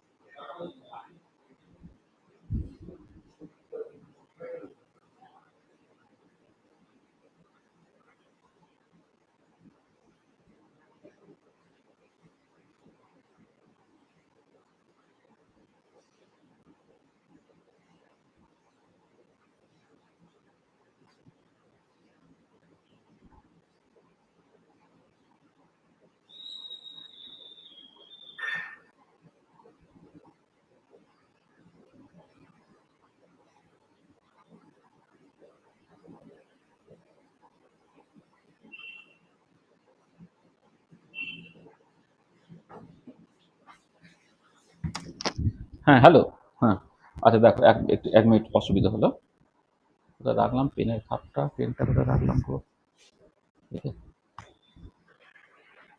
পড়ে গেল পেনটা নাকি?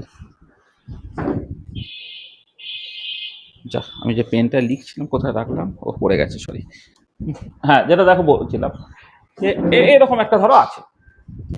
তাহলে এবারে এই পার্টিকুলার প্রবলেমগুলো যখন করবে, কিভাবে করবে দেখো, সেটা হচ্ছে যে তোমার এই যে এনার্জিটা ফর দ্য রিজিড রোটার কি হয়, J into J plus one H square by 8 pi square mu R zero square C হয়। ও, সিটা লিখতে হবে না, সরি, একটা ভুল হলো।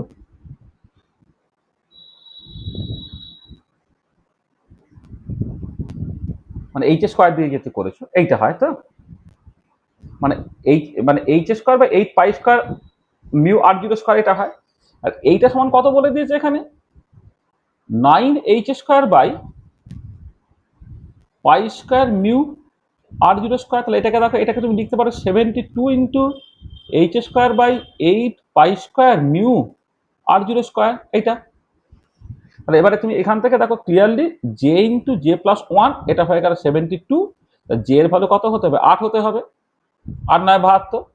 এখানে তুমি তো মানে জে এর ভ্যালু তো নেগেটিভ হতে পারে না। তুমি হয়তো কোয়াড্রেটিক ইকুয়েশন করলে, করে জে এর ভ্যালু একবার পজিটিভ বেরোলো, নেগেটিভ বেরোলো, কিন্তু তুমি তো নেগেটিভটা নিতে পারবে না, বা ফ্র্যাকশনে নিতে পারবে। তো জে এর ভ্যালু 8 হচ্ছে।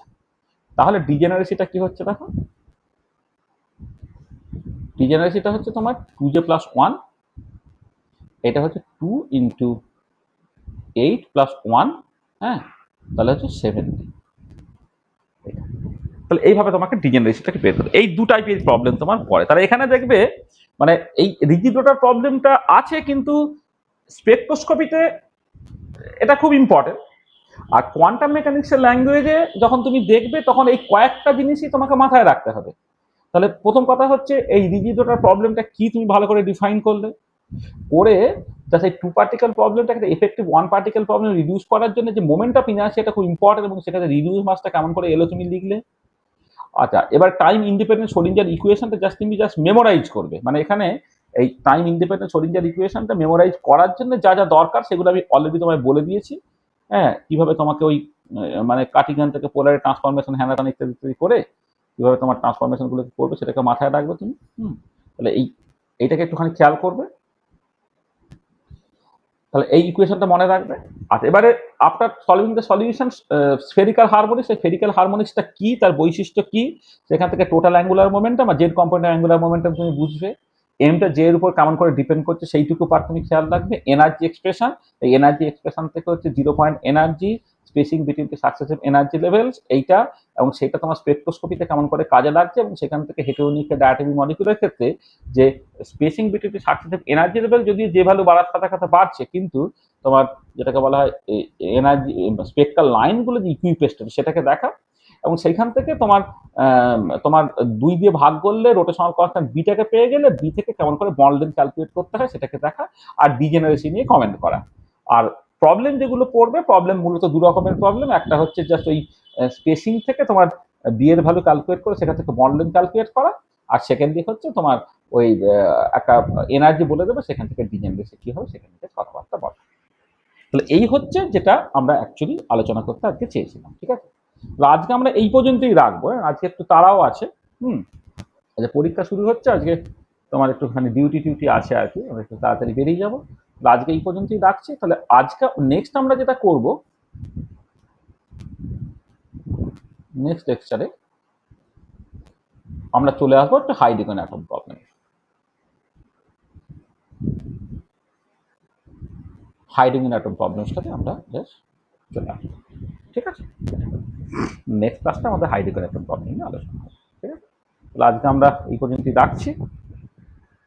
লাস্ট পেজটা একবার দেখাবেন? হ্যাঁ, দেখাচ্ছি।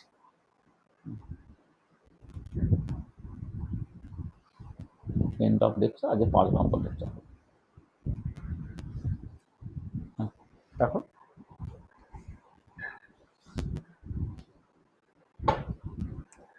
হ্যাঁ স্যার, ঠিক আছে। ঠিক আছে, সব বুঝতে পেরেছো তো? যা বলতে চেয়েছি পরিষ্কার তো? হ্যাঁ বলো। হ্যাঁ বলো। স্যার ট্রানজিশন ফ্রিকোয়েন্সি বলতে ওই লাস্টের 3 নম্বর পেজটা লাস্টের এটা তো? হ্যাঁ, দেখো।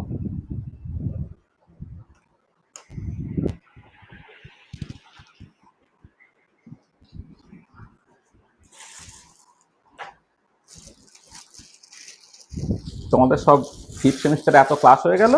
বিদ্যাসাগর ইউনিভার্সিটি আজ থেকে ফিফথ সেমিস্টারে, ফোর্থ সেমিস্টারের ক্লাস পরীক্ষা শুরু, বুঝেছো?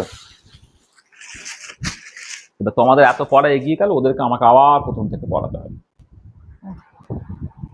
আর যেটা ওই চন্দননগর, বুঝলি, এসছিস? আছিস না একজন দুজন?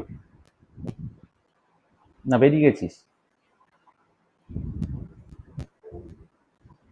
হ্যালো।